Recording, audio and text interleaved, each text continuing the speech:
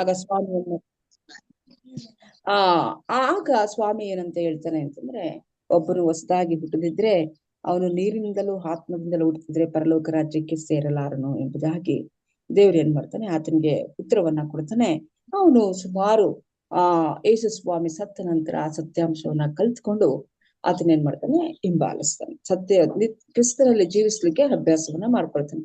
ಈಗ ನಾವು ಅದೇ ರೀತಿಯಾಗಿ ಕ್ರಿಸ್ತನಲ್ಲಿ ಸೇರ್ಲಿಕ್ಕೋಸ್ಕರ ಆ ನೀರಿನಿಂದ ದೀಕ್ಷಾ ಸ್ನಾನವನ್ನ ತೆಗೆಸ್ಕೊಂಡಿದೀವಿ. ಆದ್ರೆ ಆತ್ಮನಿಂದ ದೀಕ್ಷಾ ಸ್ನಾನ ನಮಗಾಗಿದೆಯೋ? ಆತ್ಮನಿಂದ ದೀಕ್ಷಾ ಸ್ನಾನ ನಮಗಾಗಿದ್ರೆ ನಾವ್ ಏನ್ ಮಾಡ್ಬೇಕು ಅಂದ್ರೆ ಆತ್ಮನುಸಾರವಾಗಿ ನಡ್ಕೊಂಡು ನಾವು ಹೋಗ್ತಾ ಇರ್ತೇವೆ. ಆಗ ತಾನೇ ನಾವು ಕ್ರಿಸ್ತನಲ್ಲಿ ಜೀವಿಸ್ಲಿಕ್ಕೆ ಸಾಧ್ಯವಾಗುತ್ತೆ. ಕ್ರಿಸ್ತನಲ್ಲಿ ನಾನ್ ಜೀವಿಸ್ತಾ ಇದ್ದೇನೆ ಅಂತಂದ್ರೆ ಆತನ ವಾಕ್ಯಗಳು ನನ್ನಲ್ಲಿ, ನಾನು ಅದರಲ್ಲಿ ನೆಲೆಗೊಂಡಿದ್ದಾಗ ಆ ಮಾರ್ಗದಲ್ಲಿ ನಾವು ನಡ್ಕೊಂಡು ಹೋಗ್ತೀವಿ. ಆ ಮಾರ್ಗ ಅಲ್ಲದೆ ಮತ್ತೊಂದು ಮಾರ್ಗವನ್ನ ದೇವರ ವಾಕ್ಯ ಎಂದೂ ಕೂಡ ಹೇಳ್ಕೊಡೋದಿಲ್ಲ. ಹಾಗಾಗಿ ನಾವು ಎಫೆಸದವರು ಬರೆದ ಪತ್ರಿಕೆ 4ನೇ ಅಧ್ಯಾಯ 20 ಮತ್ತೆ 21ನೇ ವಚನವನ್ನ ನೋಡ್ಕೊಳ್ಳೋಣ. ಎಫೆಸರ್ 4 ಮತ್ತು 20, 21ನೇ ವಚನ.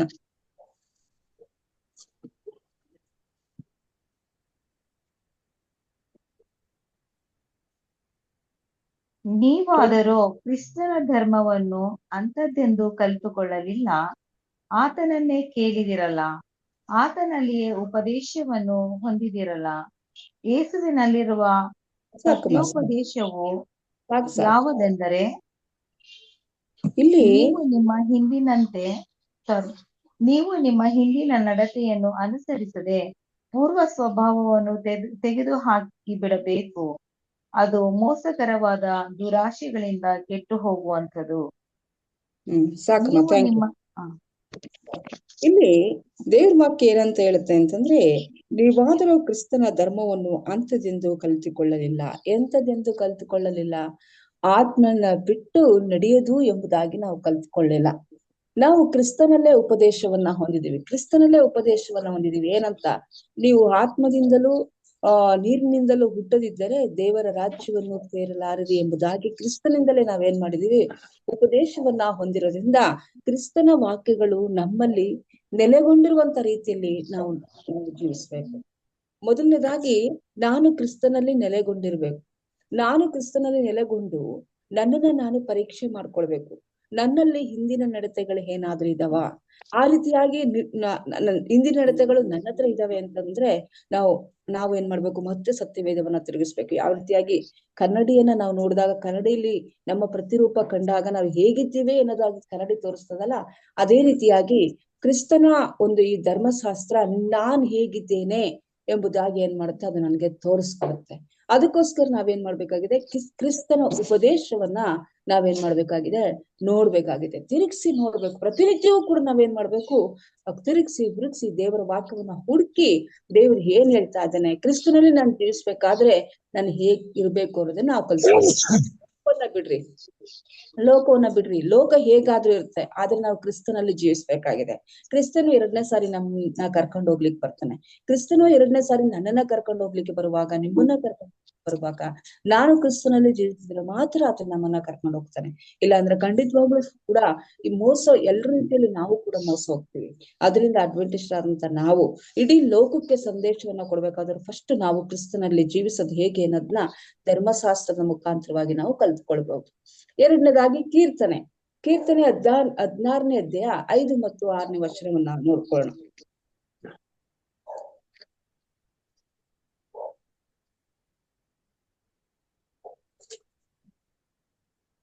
ನನ್ನ ಪಾಲು ಪಾನವು ಯೆಹೋವನೇ, ನೀನೇ ನನ್ನ ಸ್ವಾಸ್ಥ್ಯವನ್ನು ಭದ್ರಗೊಳಿಸುತ್ತಿ. ನನಗೆ ಪ್ರಾಪ್ತವಾಗಿರುವ ಸ್ವಾಸ್ಥ್ಯವು ರಮಣೀಯವಾದದ್ದು, ಅದು ನನಗೆ ಸಂತೃಪ್ತಿಕರವಾಗಿದೆ.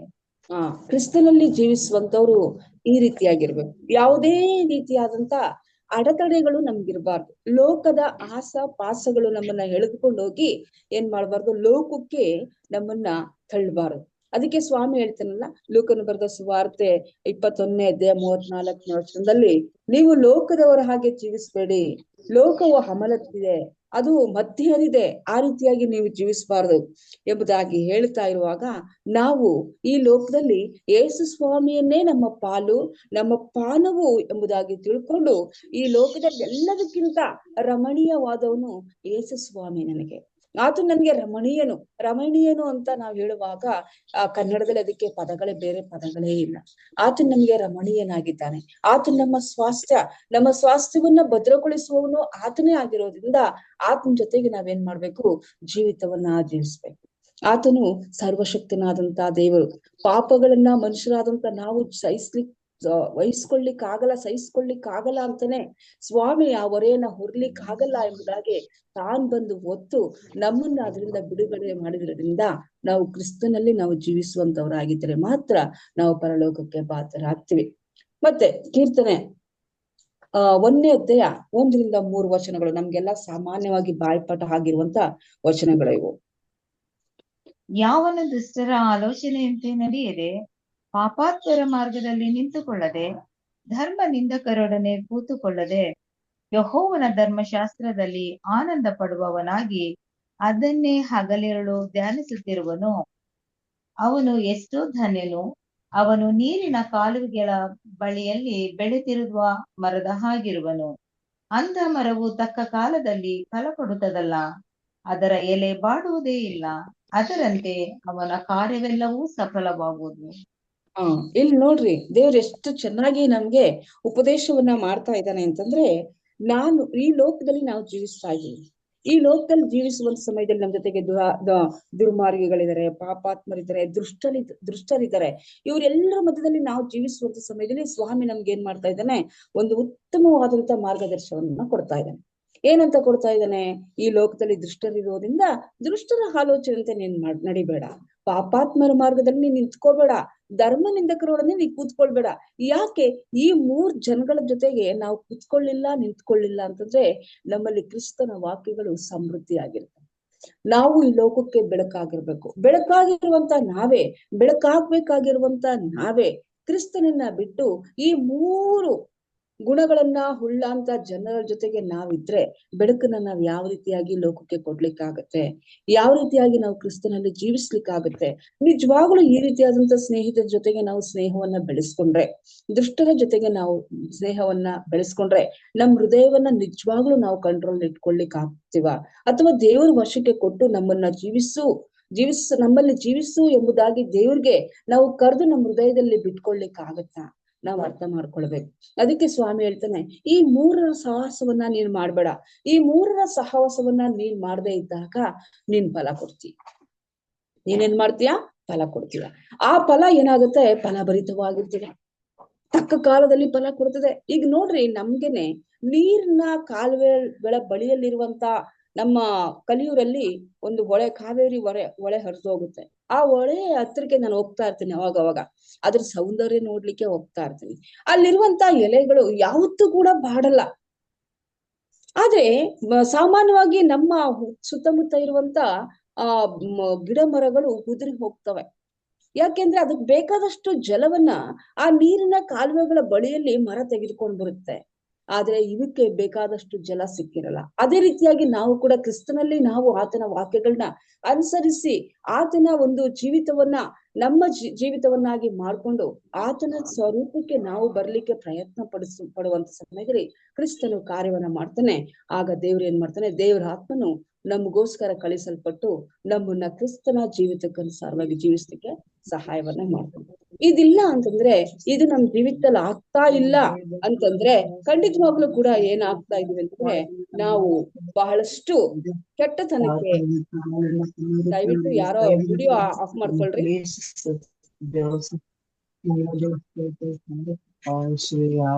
ಆಡಿಯೋನು ಆನ್ ಆಗಿದೆ ನೋಡ್ರಿ.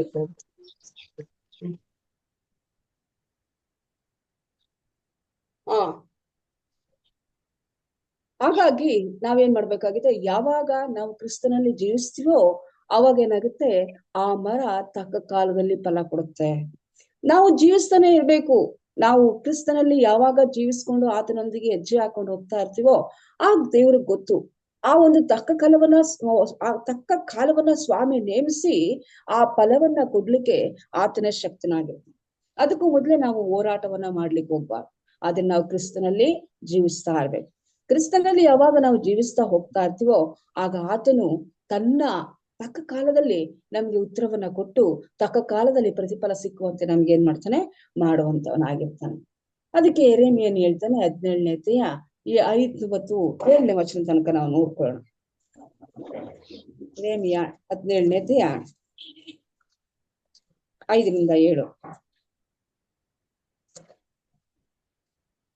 ಯೆಹೋವನು ಹೀಗೆನ್ನುತ್ತಾನೆ, ಮಾನವ ಮಾತ್ರದವರಲ್ಲಿ ಭರವಸವಿಟ್ಟು ನರ ಜನ್ಮದವರನ್ನು ತನ್ನ ಭುಜಬಲವೆಂದು ತಿಳಿದು ಯೆಹೋವನನ್ನು ತೊರೆಯುವ ಮನಸ್ಸುಳ್ಳವನು ಶಾಪಗ್ರಸ್ತನು. ಇವನು ಅಡವಿಯಲ್ಲಿನ ಜಾಲಿಗೆ ಸಮಾನನು. ಶುಭ ಸಂಭವಿಸಿದರೂ ಅದನ್ನು ಕಾಣನು. ಯಾರು ವಾಸಿಸಿದ ಚೌಳು ನೆಲವಾಗಿರುವ ಅರಣ್ಯದ ಬೆಗ್ಗಾಡಿನಲ್ಲಿ ವಾಸಿಸುವ ಸ್ಥಿತಿಯೇ ಅವನದು. ಯಾವನು ಯೆಹೋವನಲ್ಲಿ ನಂಬಿಕೆ ಇಟ್ಟಿದ್ದಾನೋ, ಅವನಿಗೆ ಯೆಹೋವನು ಭರವಸವಾಗಿದ್ದಾನೋ ಅವನು ಧನ್ಯನು. ಇಲ್ಲಿ ನಾವು ವಾಕ್ಯವನ್ನ ಚೆನ್ನಾಗಿ ಅರ್ಥ ಓದಿದ್ರೆ ಸಾಕು, ಎಕ್ಸ್ಪ್ಲೈನ್ ಮಾಡ್ಬೇಕಾದಂತ ಅವಶ್ಯಕತೆ ಇಲ್ಲ. ಯೆಹೋವನು ಈಗನ್ನುತ್ತಾನೆ, ಮಾನವ ಮಾತ್ರದವರಲ್ಲಿ ಭರವಸೆ ಬಿಟ್ಟು ನರಜನ್ಮದವರನ್ನು ತನ್ನ ಭುಜಬಲವೆಂದು ತಿಳಿದು ಯೆಹೋವನನ್ನು ತೊರೆಯುವ ಮನಸ್ಸುಳ್ಳವನು ಶಾಪಗ್ರಸ್ತನು ಎಂಬುದಾಗಿ. 2 ಮಾತಿಲ್ಲ. ನಾವು ಯಾವಾಗ ಯೇಸು ಸ್ವಾಮಿಯನ್ನ ತೊರಿಲಿಕ್ಕೆ ಮನಸ್ಸುಳ್ಳವರಾಗಿರ್ತೀವೋ ಆವಾಗ ನಮ್ಮ ಶಾಪವನ್ನ ನಾವೇ ನಮ್ಮ ಮೇಲೆ ಹೇಳ್ಕೊಂಡಂಗೆ. ನಮ್ಮ ಒಂದು ಜೀವಿತ ಸಂಪೂರ್ಣವಾಗಿ ಕತ್ತಲಿಗೆ ಸಂಬಂಧಪಟ್ಟಂತ ಜೀವಿತವಾಗಿರುತ್ತೆ. ಆಗ ನಾವು ಆ ಒಂದು ಜೀವಿತದಲ್ಲಿ ಜೀವಿಸುವಂತ ನಾವು ನಮ್ಮ ಸಂಸ್ಥೆಗಳಲ್ಲಿ ನಾವು ನೋಡ್ತೀವಿ ಎಂತ ಒಂದು ವಿಚಿತ್ರವಾದಂತ ಜನಗಳಿದ್ದಾರೆ ಅಂತ. ಯಾಕೆ ನಾನು ಈ ಮಾತನ್ನ ಬೇಜಾರ್ ಮಾಡ್ಕೋಬೇಡಿ ಇದ್ದವ್ರು ಯಾರು, ಯಾಕೆ ನಾನು ಈ ಮಾತನ್ನ ಹಾಡ್ತಾ ಇದ್ದೀನಿ ಅಂತಂದ್ರೆ, ಅಧಿಕಾರಿಗಳು ಬಂದಾಗ್ಲೇ ಒಂದ್ ರೀತಿಯಾದಂತ ನಟನೆಗಳನ್ನ ಮಾಡ್ತಾರೆ, ಅಧಿಕಾರಿಗಳು ಇಲ್ಲದಾಗ್ಲೇ ಒಂದ್ ರೀತಿಯಾದಂತ ನಟನೆಗಳನ್ನ ಮಾಡ್ತಾರೆ. ಇಂಥವ್ರು ದೇವರಿಂದ ಹೇಗೆ ಆಶೀರ್ವಾದವನ್ನ ಪಡ್ಕೊಳ್ಳಿಕ್ಕೆ ಸಾಧ್ಯ? ಯಾವ ರೀತಿಯಾದಂತ ಜೀವಿತವನ್ನ ದೇವ್ರಿಗೆ ಇವ್ರು ಒಪ್ಪಿಸ್ಕೊಡ್ಲಿಕ್ಕೆ ಸಾಧ್ಯ? ಅಧಿಕಾರಿಗಳು ನಿತ್ಯ ಜೀವವನ್ನ ಕೊಡ್ತಾರ, ಅಧಿಕಾರಿಗಳು ಜೀವ ಜಲವನ್ನ ಕೊಡ್ತಾರ, ಅಧಿಕಾರಿಗಳು ನಮಗೆ ಯಶಸ್ಸನ್ನ ಕೊಡ್ತಾರ, ಪೂರ್ಣ ಯಶಸ್ಸನ್ನ ಕೊಡ್ತಾರ. ಇವನ್ನ ಕೊಡ್ಲಿಕ್ಕೆ ಸಾಧ್ಯ ಇಲ್ಲ. ಅಂತವ್ರಿಗೆ ಸ್ವಾಮಿ ಹೇಳ್ತಾನೆ, ಇವರೆಲ್ಲ ಶಾಪಗ್ರಸ್ತರು. ಆದ್ರೆ ಯಾವನು ಯೆಹೋವನಲ್ಲಿ ಭರವಸೆ ಇಡ್ತಾನೋ ಅವನು ದಗೆಗೆ ಭಯ ಪಡದೆ ಹಸಿರೆಲೆಯನ್ನ ಬಿಡ್ತಾನೆ. ಯಾಕೆ ದಗೆಗೆ ಭಯ ಪಡಲ್ಲ? ಅವನು ಬೇಕಾದಂತ ಜಲವನ್ನ ಏನ್ ಮಾಡಿರ್ತಾನೆ? ಅವನು ಕ್ರಿಸ್ತನಿಂದ ತೆಗೆದುಕೊಂಡಿರ್ತಾನೆ. ಕ್ರಿಸ್ತನಿಂದ ತೆಗೆದುಕೊಂಡಿರೋದ್ ನಿಮಿತ್ತವಾಗಿ ಬರಗಾಲದಲ್ಲೂ ಅವನು ನಿಶ್ಚಿಂತೆ ಆಗಿರ್ತಾನೆ. ನಮಗೂ ಅಷ್ಟೇ ಬರಗಾಲ ಬರ್ತದೆ, ಆ ಸಮಯದಲ್ಲಿ ನಾವು ನಿಶ್ಚಿಂತೆ ಆಗಿರ್ಬೇಕು ಅಂತಂದ್ರೆ ಇವತ್ತಿನ ದಿನದಲ್ಲಿ ನಾವು ಕ್ರಿಸ್ತನಲ್ಲಿ ಜೀವಿಸುವಂತದ್ನ ನಾವು ಕಲ್ತಿರ್ಬೇಕು. ಇಲ್ಲ ಅಂತಂದ್ರೆ ನಾವು ಕೂಡ ಏನಾಗ್ತೀವಿ, ಇತರರಂತೆ ನಾಶನವನ್ನ ಹೊಂದುವಂತವರಾಗಿದ್ದೇವೆ. ಮತ್ತು ಯೆಶಾಯನು ಬರೆದ ಪ್ರವಾದನೆ ಗ್ರಂಥ 51ನೇ ಅಧ್ಯಾಯ 1ನೇ ವಚನ ನೋಡ್ಕೊಳ್ಳೋಣ.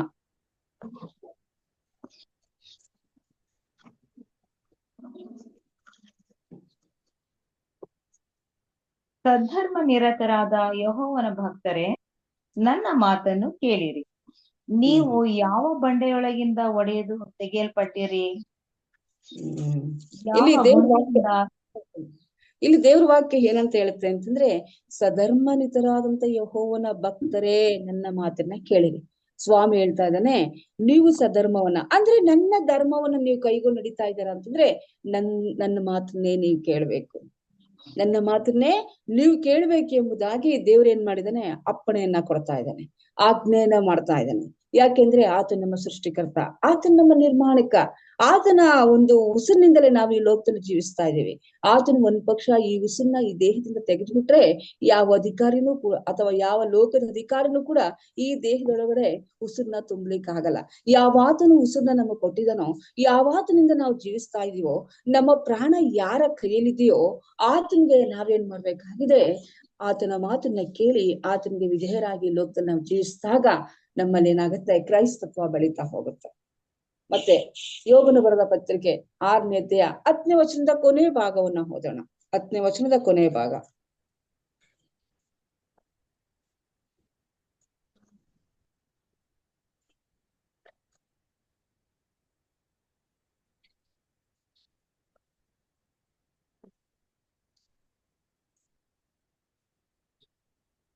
ಸದಮನ ಸ್ವಾಮಿಯ ಆಜ್ಞೆಗಳನ್ನು ನಾನು ತೊರೆದು ಬಿಟ್ಟವನಲ್ಲ.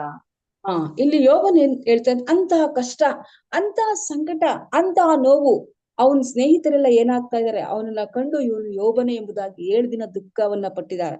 ಬಹಳಷ್ಟು ವಿಕಾರವಾಗಿದ್ದಾರೆ, ನೋಡ್ಲಿಕ್ಕೆ ಆಗ್ತಾ ಇಲ್ಲ. ಅಂಗಾಲಿಂದ ನಡುನತ್ತಿವರೆಗೂ ಅವನ್ಗೇನಾಗಿದೆ, ಕಷ್ಟ, ಸಂಕಟಗಳು, ದುಃಖ ಎಲ್ಲವೂ ಬಂದು ಒದ್ಕೊಂಡಿದೆ. ಅವನ್ ಜೀವವೇ ಅವನ್ಗೆ ಬೇಸರಿಕೆ ಆಗಿದೆ, ಅವನ ಉಸಿರೇ ಅವನ್ಗೆ ಅಸಹ್ಯವಾಗಿದೆ. ಆತನ ಹೇಳ್ತಾನೆ ಆ ಸಮಯದಲ್ಲಿ, ಸದಮಲ ಸ್ವಾಮಿ ಆಜ್ಞೆಯನ್ನು ನಾನು ತೊರೆದು ಬಿಟ್ಟವನಲ್ವಲ್ಲ, ನಾನು ಆತನ ಆಜ್ಞೆಗಳನ್ನ ಕೈಗೊಂಡಿದ್ದೀನಲ್ಲ ಅನ್ನುವಂತ ಒಂದು ಶಕ್ತಿ, ಸಾಮರ್ಥ್ಯ ನಮ್ಮಲ್ಲಿದೆಯೋ? ಆ ರೀತಿಯಾಗಿ ನಾವು ಜೀವಿಸ್ತಾ ಇದೀವೋ? ಆ ರೀತಿಯಾಗಿ ನಮ್ಮ ಜೀವಿತವನ್ನ ನಾವು ಕ್ರಿಸ್ತನಿಗೆ ಒಪ್ಪಿಸ್ಕೊಟ್ಟಿದ್ದೀವೋ? ಕ್ರಿಸ್ತನಲ್ಲಿ ಜೀವಿಸೋದು ಅಂದ್ರೆ ಹೀಗೆ ತಾನೆ. ಕಷ್ಟ ಸಂಕಟದ ಸಮಯದಲ್ಲೂ ಕೂಡ ದೇವರೇ, ನಿನ್ನ ಆಜ್ಞೆಗಳನ್ನ ನಾನು ತೊರೆದು ಬಿಡ್ಲಿಲ್ವಲ್ಲ ಎಂಬುವಂತ ಧೈರ್ಯವಾಗಿ ದೇವರಿಗೆ ವಿಜ್ಞಾಪನೆ ಮಾಡ್ಕೊಂಡು, ನಾನ್ ನಿನ್ನಲ್ಲಿ ಜೀವಿಸ್ತಾ ಇದ್ದೀನಿ, ನನ್ನನ್ನ ನೀನು ಪರೀಕ್ಷಿಸು ಎಂಬುವಂತ ರೀತಿಯಲ್ಲಿ ನಮ್ಮನ್ನ ನಾವು ಕ್ರಿಸ್ತನ ಕೈಗೆ ಒಪ್ಪಿಸ್ಕೊಂಡು ಆತನ ವಾಕ್ಯಗಳಂತೆ ನಾವು ನಡೀತಾ ಇದ್ದೀವೋ ಅಂತ ಅಂದ್ಮೇಲೆ, ಆಗಿಲ್ಲ ಅಂತಂದ್ಮೇಲೆ ನಾವು ಕ್ರೈಸ್ತರಾಗಿರೋದಿಲ್ಲ. ನಾವು ಪರಲೋಕ ರಾಜ್ಯಕ್ಕೆ ಹೋಗ್ತೀವಿ ಅಂತ ನಾವ್ಯಾಕೆ ನಟನೆ ಮಾಡ್ಬೇಕು? ನಮ್ಮಲ್ಲಿ ನನ್ನ ಬೇಡಪ್ಪ, ನನ್ನ ಮನಸ್ಸಾಕ್ಷಿಗೆ ನಾನು ಕ್ರಿಸ್ತನಂತೆ ಜೀವಿಸ್ತಾ ಇಲ್ಲ ಅಂತಂದ್ಮೇಲೆ ನಾನ್ ಮತ್ತೊಬ್ಬರಿಗೆ ಏನು ಹೇಳಲಿಕ್ಕಾಗತ್ತೆ? ನನ್ನ ಮನಸ್ಸಾಕ್ಷಿನೇ ನೀನ್ ಕ್ರಿಸ್ತನಂಗಿಲ್ಲ ಅಂತ ಕೈ ತೋರಿಸಿ, ನನ್ನ ಹೃದಯವೇ ನನ್ನನ್ನ ಚುಚ್ಚಿ, ನನ್ನ ಮನಸ್ಸೇ ನನ್ನನ್ನ ಚುಚ್ಚುತ್ತಾ ಇರ್ಬೇಕಾದ್ರೆ ನಟನೆಯ ಜೀವಿತ, ಕ್ರಿಸ್ತನಲ್ಲಿ ಜೀವಿಸ್ತೇನೆ ಎಂಬುವಾಗಿ ನಟನೆ ಮಾಡುವಂತ ಜೀವಿತ ನಮ್ಗೆ ಯಾಕೆ? ನೋಡೋಣ, ಕೀರ್ತನೆ 23ನೇ ಅಧ್ಯಾಯ 4ನೇ ವಚನ.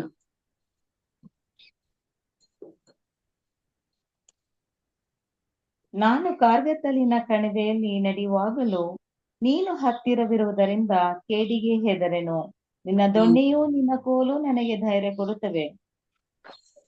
Thank you sister. ಇಲ್ಲಿ ನಾವು ಅರ್ಥ ಮಾಡ್ಕೊಳ್ಬೇಕಾದಂತ ಒಂದು ಸತ್ಯಾಂಶ ಏನಪ್ಪಾ ಅಂತಂದ್ರೆ, ಕ್ರೈಸ್ತತ್ವವನ್ನ ಯಾರು ಸ್ವೀಕರಿಸಿ ಕ್ರಿಸ್ತನಾನುಸಾರವಾಗಿ ಯಾರು ನಡೀತಾರೋ ಅವ್ರಿಗೆ ಈ ಲೋಕದಲ್ಲಿ ಕಷ್ಟಗಳು ಕಟ್ಟಿಟ್ಟ ಬುತ್ತಿ, ಕಷ್ಟ ಸಂಕಟಗಳನ್ನ ಅನುಭವಿಸಿ ನಾವು ಪರಲೋಕ ರಾಜ್ಯವನ್ನ ಸೇರ್ಬೇಕಲ್ಲ ಎಂಬುದಾಗಿ ಪೌಲನು ತನ್ನ ಅಂದ್ರೆ ತನ್ನ ಸಹಪಾಠಿಗಳಿಗೆ ಹೇಳ್ತಾನೆ.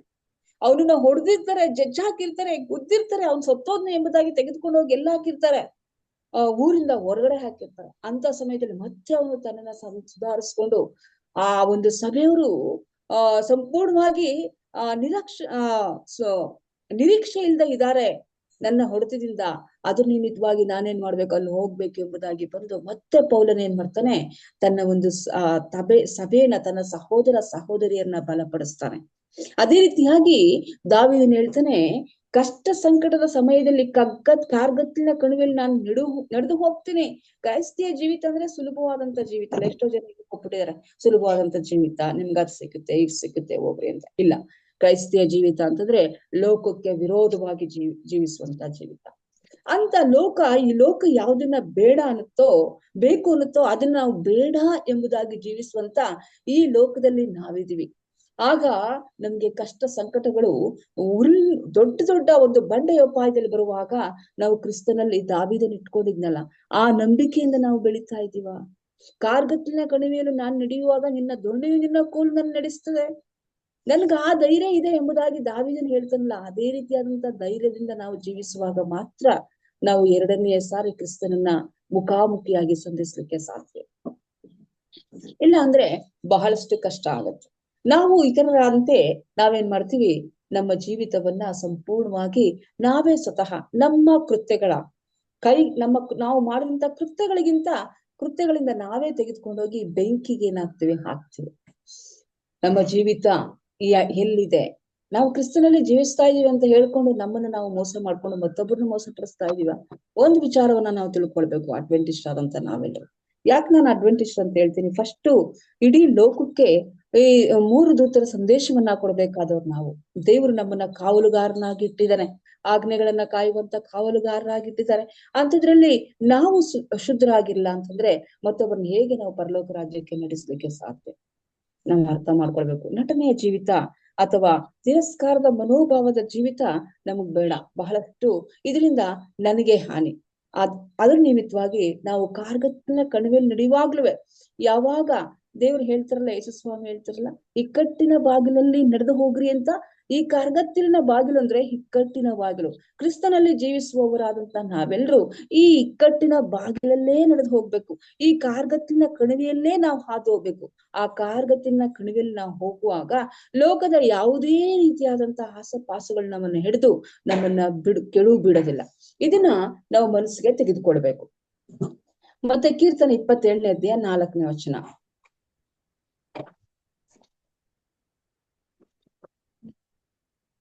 ನನ್ನ ಜೀವಮಾನದಲ್ಲೆಲ್ಲ ಯೆಹೋವನ ಮನೆಯಲ್ಲಿ ವಾಸ ಮಾಡುತ್ತಾ ಆತನ ಪ್ರಸನ್ನತೆಯನ್ನು ನೋಡುವುದಕ್ಕೂ ಆತನ ಮಂದಿರದಲ್ಲಿ ಧ್ಯಾನ ಮಾಡುವುದಕ್ಕೂ ನನಗೆ ಅಪ್ಪಣೆಯಾಗಬೇಕೆಂಬ ಒಂದೇ ವರವನ್ನು ಯೆಹೋವನಿಂದ ಕೇಳಿಕೊಂಡು ಅದನ್ನೇ ಎದುರು ನೋಡುತ್ತಿರುವೆನು ಎಂಬುದೇ. ಇದನ್ನೇ ನಾವು ಮಾಡ್ತಾ ಇದ್ದೀವಾ ಪ್ರತಿನಿತ್ಯವೂ? ಇದು ಪ್ರತಿನಿತ್ಯದ ಪ್ರಾರ್ಥನೆ ಆಗಿರ್ಬೇಕು. ನಮ್ಮ ದಿನನಿತ್ಯದ ಪ್ರಾರ್ಥನೆ ಆಗ್ಬೇಕು. ನಮ್ಮ ದಿನನಿತ್ಯದಲ್ಲಿ ನಾವು ದಾವೀದನು ಮಾಡದ್ನಲ್ಲ, ನನ್ನ ಜೀವಮಾನದೆಲ್ಲ ಯೆಹೋವನ ಮನೆಯಲ್ಲಿ ವಾಸ ಮಾಡುತ್ತಾ ಆತನ ಪ್ರಸನ್ನತೆಯನ್ನು ನೋಡುವುದಕ್ಕೂ, ಆತನ ಪ್ರಸನ್ನತೆಯನ್ನು ನಾವು ನೋಡ್ಬೇಕು. ಆತನಿಗೆ ಎಷ್ಟು ಆತನ ಪ್ರಸನ್ನತೆಯನ್ನ ನೋಡ್ಲಿಲ್ಲ ಅಂತಂದ್ರೆ ಕ್ರೈಸ್ತರಾದಂತ ನಾವೆಲ್ಲ ಇರೋದಾದ್ರೆ ಏನಕ್ಕೆ? ಯೆಶಾಯನ ನೋಡ್ತಾನಲ್ಲ ಆತನ ಪ್ರಸನ್ನತೆಯನ್ನ, ಆ ರೀತಿಯಾಗಿ ನಾವೇನ್ ಮಾಡ್ಬೇಕು? ನೋಡ್ಬೇಕು. ದಾನಿಯೇಲನ್ ನೋಡ್ತಾನಲ್ಲ ಆತನ ಪ್ರಸನ್ನತೆಯನ್ನ, ಎಜ್ಕೇಲನ್ ನೋಡ್ತಾನಲ್ಲ ಆತನ ಪ್ರಸನ್ನತೆಯನ್ನ, ಆತನ ಪ್ರಸನ್ನತೆಯನ್ನ ನೋಡುವಂತ ಮನಸ್ಥಿತಿ ನಮ್ಮಲ್ಲಿರ್ಬೇಕು. ಆತನ ಪ್ರಸನ್ನತೆಯನ್ನ ನೋಡ್ಬೇಕು ಅಂತಂದ್ರೆ ನಾವು ಲೋಕದ ಗಲಿಬಿಲಿಯಲ್ಲೋ, ಲೋಕದ ಇಕ್ಕಟ್ಟಿನಲ್ಲೋ, ಯಾವುದೋ ರೀತಿಯಾದಂತ ಸುಖಕ್ಕೆ ಹೋಗಿ ಆತನ ಪ್ರಸನ್ನತೆಯನ್ನ ನಾನ್ ನೋಡ್ಬೇಕು ಅಂದ್ರೆ ನಿಜವಾಗ್ಲೂ ಸಿಗುತ್ತಾ? ಅದು ಆತನ ಪ್ರಸನ್ನತೆ ಖಂಡಿತವಾಗ್ಲೂ ಸಿಕ್ಕಲ್ಲ. ಆತನ ಪ್ರಸನ್ನತೆಯನ್ನ ನೋಡ್ಬೇಕು ಅಂತಂದ್ರೆ ನಾವು ಕ್ರಿಸ್ತನಲ್ಲಿ ಜೀವಿಸುವಂತವರಾಗಿರ್ಬೇಕು. ಕ್ರಿಸ್ತನಲ್ಲಿ ಜೀವಿಸಿ ಆತನೊಂದಿಗೆ ನಾವು ಹೆಜ್ಜೆಯನ್ನ ಇಡುವಂತವರಾಗಿರ್ಬೇಕು. ಅದಕ್ಕೋಸ್ಕರ ರೋಮಾಪುರದವರಿಗೆ ಬರೆದ ಪತ್ರಿಕೆ 8ನೇ ಅಧ್ಯಾಯಕ್ಕೆ ನಾವು ತಿರುಗಿಸೋಣ.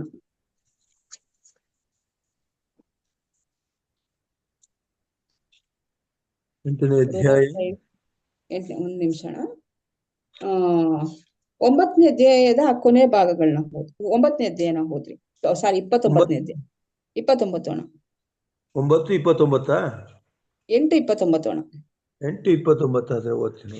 ಯಾಕಂದರೆ ದೇವರು ತನ್ನ ಮಗನಿಗೆ ಅನೇಕ ಮಂದಿ ಸಹೋದರರಿದ್ದು ಅವರಲ್ಲಿ ಆತನೇ ಹಿರಿಯನಾಗಿರಬೇಕೆಂದು ಉದ್ದೇಶಿಸಿ ತಾನು ಯಾರನ್ನು ತನ್ನವರೆಂದು ಮೊದಲು ತಿಳಿದುಕೊಂಡನೋ ಅವರನ್ನು ತನ್ನ ಮಗನ ಸ್ವರೂಪವುಳ್ಳವರಾಗುವುದಕ್ಕೆ ಮೊದಲೇ ನೇಮಿಸಿದನು.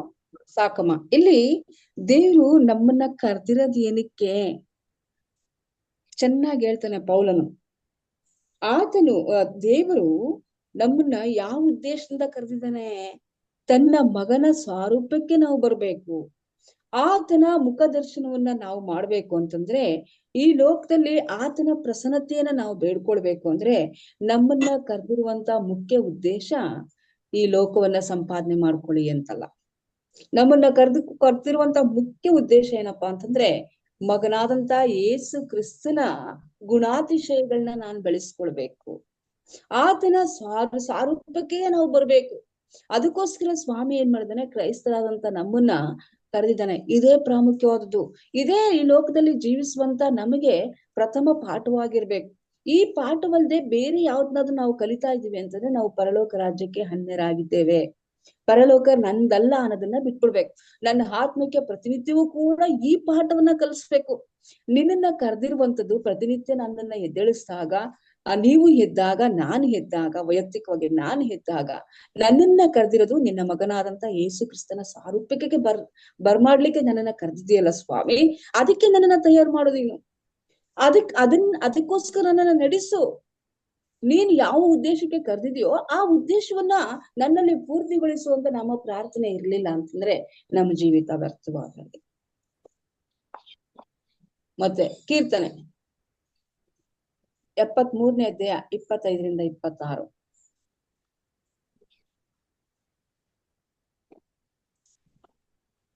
73, 25, 26. 25, 26. ಪರಲೋಕದಲ್ಲಿ ನೀನಲ್ಲದೆ ಮತ್ತಾರು ಅವಶ್ಯ, ಇಹಲೋಕದಲ್ಲಿ ನಿನ್ನನ್ನಲ್ಲದೆ ಇನ್ನಾರನ್ನೂ ಬಯಸುವುದಿಲ್ಲ. ತನು ಮನಗಳು ಕ್ಷಯಿಸಿದರೂ ನನ್ನ ಆತ್ಮಕ್ಕೆ ಶರಣನು, ನನ್ನ ಶಾಶ್ವತವಾದ ಪಾಲು ದೇವರೇ. ಇದು ನಮ್ಮ ದಿನನಿತ್ಯದ ಪ್ರಾರ್ಥನೆ ಆಗ್ಬೇಕು. ಕ್ರಿಸ್ತನಲ್ಲಿ ಜೀವಿಸುವವರು ಹೀಗೆ ಜೀವಿಸ್ತಾರೆ. ಯಾವ ರೀತಿಯಾಗಿ ಜೀವಿಸ್ತಾರೆ? ಪರಲೋಕದಲ್ಲಿ ನನಗೆ ನೀನಲ್ಲದೆ ಮತ್ಯಾರು ಅವಶ್ಯ. ಪರಲೋಕದಲ್ಲಿ ನಾವು ಮೊರೆ ಇಡ್ಲಿಕ್ಕೆ ಹೋಗ್ತೀವಲ್ಲ, ಪರಲೋಕದ ತಂದೆ ಎಂಬುದಾಗಿ ಮೊರೆ ಇಡ್ಲಿಕ್ಕೆ ಹೋಗ್ತೀವಲ್ಲ, ಆ ತಂದೆಗೆ ಮೊರೆ ಇಟ್ಟ ಮೇಲೆ ಈ ಲೋಕದಲ್ಲಿ ನಾವು ಜೀವಿಸುವವರು ಆ ತಂದೆಯ ಚಿತ್ತಕ್ಕನುಸಾರವಾಗಿ ನಾವು ಜೀವಿಸ್ಬೇಕಲ್ವಾ? ಅದನ್ನ ಬಿಟ್ಟು ಬೇರೆ ಒಂದು ಮಾರ್ಗವನ್ನ ಆರಿಸ್ಕೊಂಡು ನಾವು ಜೀವಿಸ್ತಾ ಇದ್ದೀವಿ ಅಂತಂದ್ರೆ ಈ ವಾಕ್ಯವನ್ನ ಧೈರ್ಯವಾಗಿ ನಾವು ಹೇಳೋದಾದ್ರೂ ಹೇಗೆ? ಅಸಾಫನು ಹೇಳಿದಂತ ರೀತಿಯಲ್ಲಿ ಧೈರ್ಯವಾಗಿ ನಾವು ಯಾವ ರೀತಿಯಾಗಿ ಈ ಒಂದು ವಾಕ್ಯವನ್ನ ನುಡಿದು ನನಗೆ ಪರಲೋಕ ರಾಜ್ಯದಲ್ಲಿ ನೀನಲ್ಲದೆ ಮತ್ಯಾರು ಅವಶ್ಯ, ಭೂಲೋಕದಲ್ಲಿ ನಾನು ಯಾರನ್ನ ನಂಬಿಕೊಳ್ಳಿ ತನುಮನಗಳು ಕ್ಷಯಿಸಿದರೂ ನನ್ನ ಆತ್ಮಕ್ಕೆ ನೀನೇ ಆಧಾರ ಎಂಬುದಾಗಿ ನಾವು ಹೇಳ್ಬೇಕು ಅಂತಂದ್ರೆ ನಾವು ಈ ಲೋಕದಲ್ಲಿ ಆತನ ಮಗನಾದಂತ ಯೇಸು ಕ್ರಿಸ್ತನ ಸಾರೂಪ್ಯಕ್ಕೆ ಬರುವಂತ ರೀತಿಯಲ್ಲಿ ನಾವೇನ್ ಮಾಡ್ಬೇಕಾಗಿದೆ? ಜೀವಿಸ್ಬೇಕಾಗಿದೆ. ಇದೇ ಕ್ರಿಸ್ತನಲ್ಲಿ ಜೀವಿಸುವಂತದ್ದು ಅಂತ, ಬೇರೆ ಯಾವುದೂ ಅಲ್ಲ. ಈ ಲೋಕದಲ್ಲಿ ಯಾವುದೇ ವಿದ್ಯಾಭ್ಯಾಸ, ಯಾವುದೇ ಅಧಿಕಾರ, ಎಲ್ಲವೂ ನಶ್ವರ. ಎಲ್ಲವೂ ಕೂಡ ಈಗ ನೋಡ್ತಾ ಇದ್ದೀರಾ, ನೈಸರ್ಗಿಕ ವಿಪತ್ತುಗಳಿಂದ ಯಾವ್ಯಾವ ರೀತಿಯಾಗಿ ಆಸ್ತಿ ಪಾಸ್ತಿಗಳೆಲ್ಲ ನಷ್ಟ ಹೊಂದ್ತಾ ಇದೆ ಎಂಬುದಾಗಿ ನಾವು ಕಣ್ಣಾರ ನೋಡ್ತಾ ಇದೀವಿ. ಇದನ್ನೆಲ್ಲ ನಾವು ನೋಡುವಾಗ ಇನ್ನೂ ನಮ್ಮ ಆತ್ಮವನ್ನ ಕ್ರಿಸ್ತನ್ಗೋಸ್ಕರ ಸಿದ್ಧಪಡಿಸ್ತಿಲ್ಲ ಅಂತಂದ್ರೆ ನಾವು ಕ್ರಿಸ್ತನ್ಗಾಗಿ ಜೀವಿಸ್ತಾ ಇದೀವಿ ಅಂತ ಹೇಗ್ ಧೈರ್ಯವಾಗಿ ಹೇಳ್ಕೊಳ್ಳಿಕ್ ಸಾಧ್ಯ? ಯಾವ ರೀತಿಯಾಗಿ ಜೀವಿಸ್ಲಿಕ್ಕೆ ಸಾಧ್ಯ? ನಾವು ಅರ್ಥ ಮಾಡ್ಕೊಳ್ಬೇಕಾಗಿದೆ. ಮತ್ತೆ ಮತ್ತಾಯನು ಬರೆದ ಸುವಾರ್ತೆ 5ನೇ ಅಧ್ಯಾಯ 3ನೇ ವಚನ.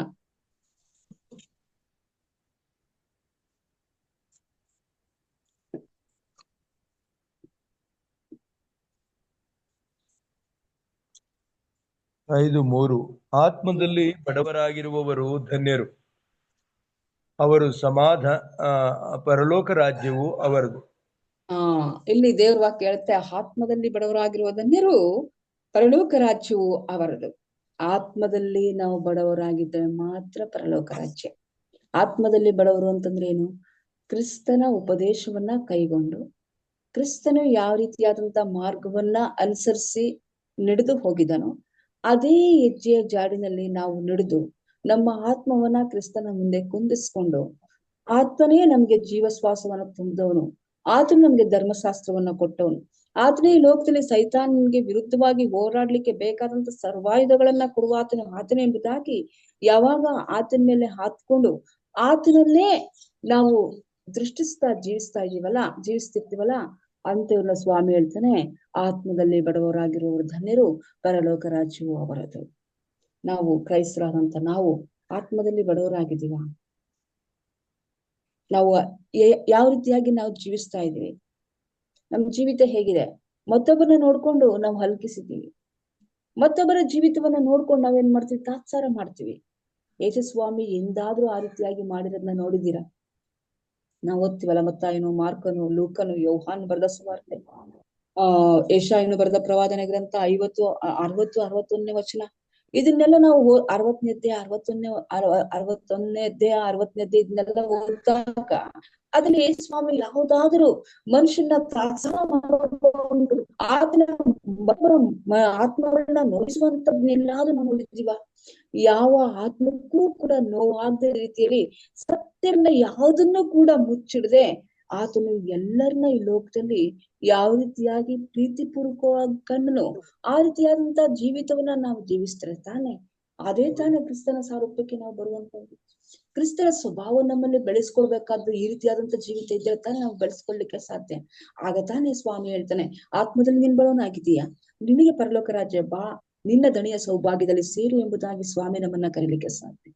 ನೋಡ್ರಿ, ಇನ್ನು ನಮ್ಗ್ ಸಮಯ ಇದೆ. ನನ್ನನ್ನು ಸೇರಿಸ್ಕೊಂಡು ಹೇಳ್ತೀನಿ, ಇನ್ನು ನಮಗ್ ಸಮಯ ಇದೆ. ನಾವು ಕ್ರಿಸ್ತನಲ್ಲಿ ಈಗ ಈ ದಿನ ಇದೇ ನಮಗ್ ಸಮಯ. ಈ ಸಮಯದಲ್ಲಿ ನಮ್ಮ ತಪ್ಪುಗಳು, ನಮ್ಮ ಅಪರಾಧಗಳನ್ನ ನಾವು ಒಪ್ಕೊಳ್ಬೇಕಾಗಿದೆ. ನಾವು ನಿಂತ್ಕೊಂಡಿರುವಂತದ್ದು ಯಾವುದೋ ಲೋಕದ ಅಧಿಕಾರಿ ಮುಂದೆನೋ ನಾವು ಏನೋ ಮಾತಾಡ್ಬಿಟ್ಟು ಇವ್ರನ್ನ ಮೆಚ್ಚಿಸ್ ಬಿಡ್ಬೋದು ಎಂಬುವಂತ ರೀತಿಯಲ್ಲಿ ನಾವು ನಿಂತ್ಕೊಂಡಿಲ್ಲ. ಹೃದಯವನ್ನ ತಿಳಿದುಕೊಂಡು ಹೃದಯವನ್ನ ಕೊಟ್ಟಾತನು, ಹೃದಯವನ್ನ ನಿರ್ಮಿಸಿದಾತನ ಆದವನ ಮುಂದೆ ನಾವು ನಿಂತಿದ್ವಿ. ಆತನು ನಮ್ಮ ಹೃದಯದ ಆಲೋಚನೆ ನೋಡುವಂತವನಾಗಿದ್ದಾನೆ. ಅದರಿಂದ ಆತ್ಮದ ಒಂದು ವಿಚಾರವಾಗಿ ನಾವು ತಲ್ಲಣಗೊಳ್ಳಬಾರ್ದು. ಯೇಸು ಸ್ವಾಮಿ ನಮ್ಮ ನಡೆಸ್ತಾನೆ, ನಾವು ಆತನಿಗೆ ಒಪ್ಪಿಸಿ ಕೊಡ್ಬೇಕು. ಮತ್ತೆ ಯೆಶಾಯನು ಬರೆದ ಪ್ರವಾದನೆ ಗ್ರಂಥ ಕೊನೆಯದಾಗಿ 57ನೇ ಅಧ್ಯಾಯ 15ನೇ ವಚನ ನಾವು ನೋಡ್ಕೊಳ್ಳೋಣ. 15ನೇ ವಚನ, 57:15.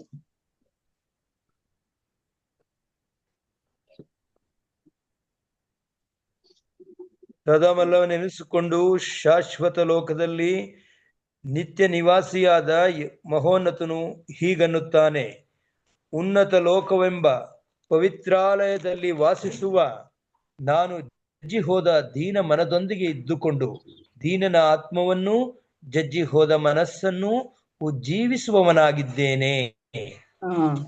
ಇಲ್ಲಿ ಚೆನ್ನಾಗಿ ಓದಿದ್ರು ಅಣ್ಣವ್ರು.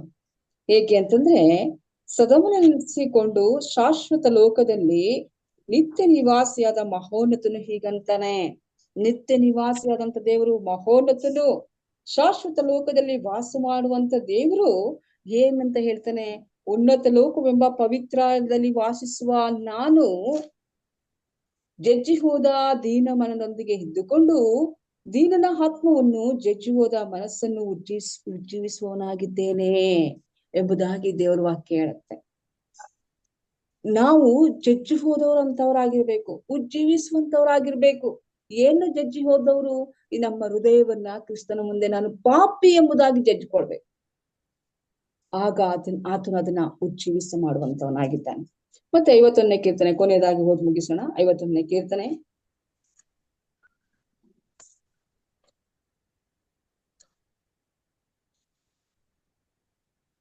16ನೇ ವಚನ. ನಿನಗೆ ಯಜ್ಞಗಳಲ್ಲಿ ಅಪೇಕ್ಷೆ ಇಲ್ಲ, ಇದ್ದರೆ ಸಮರ್ಪಿಸೇನು.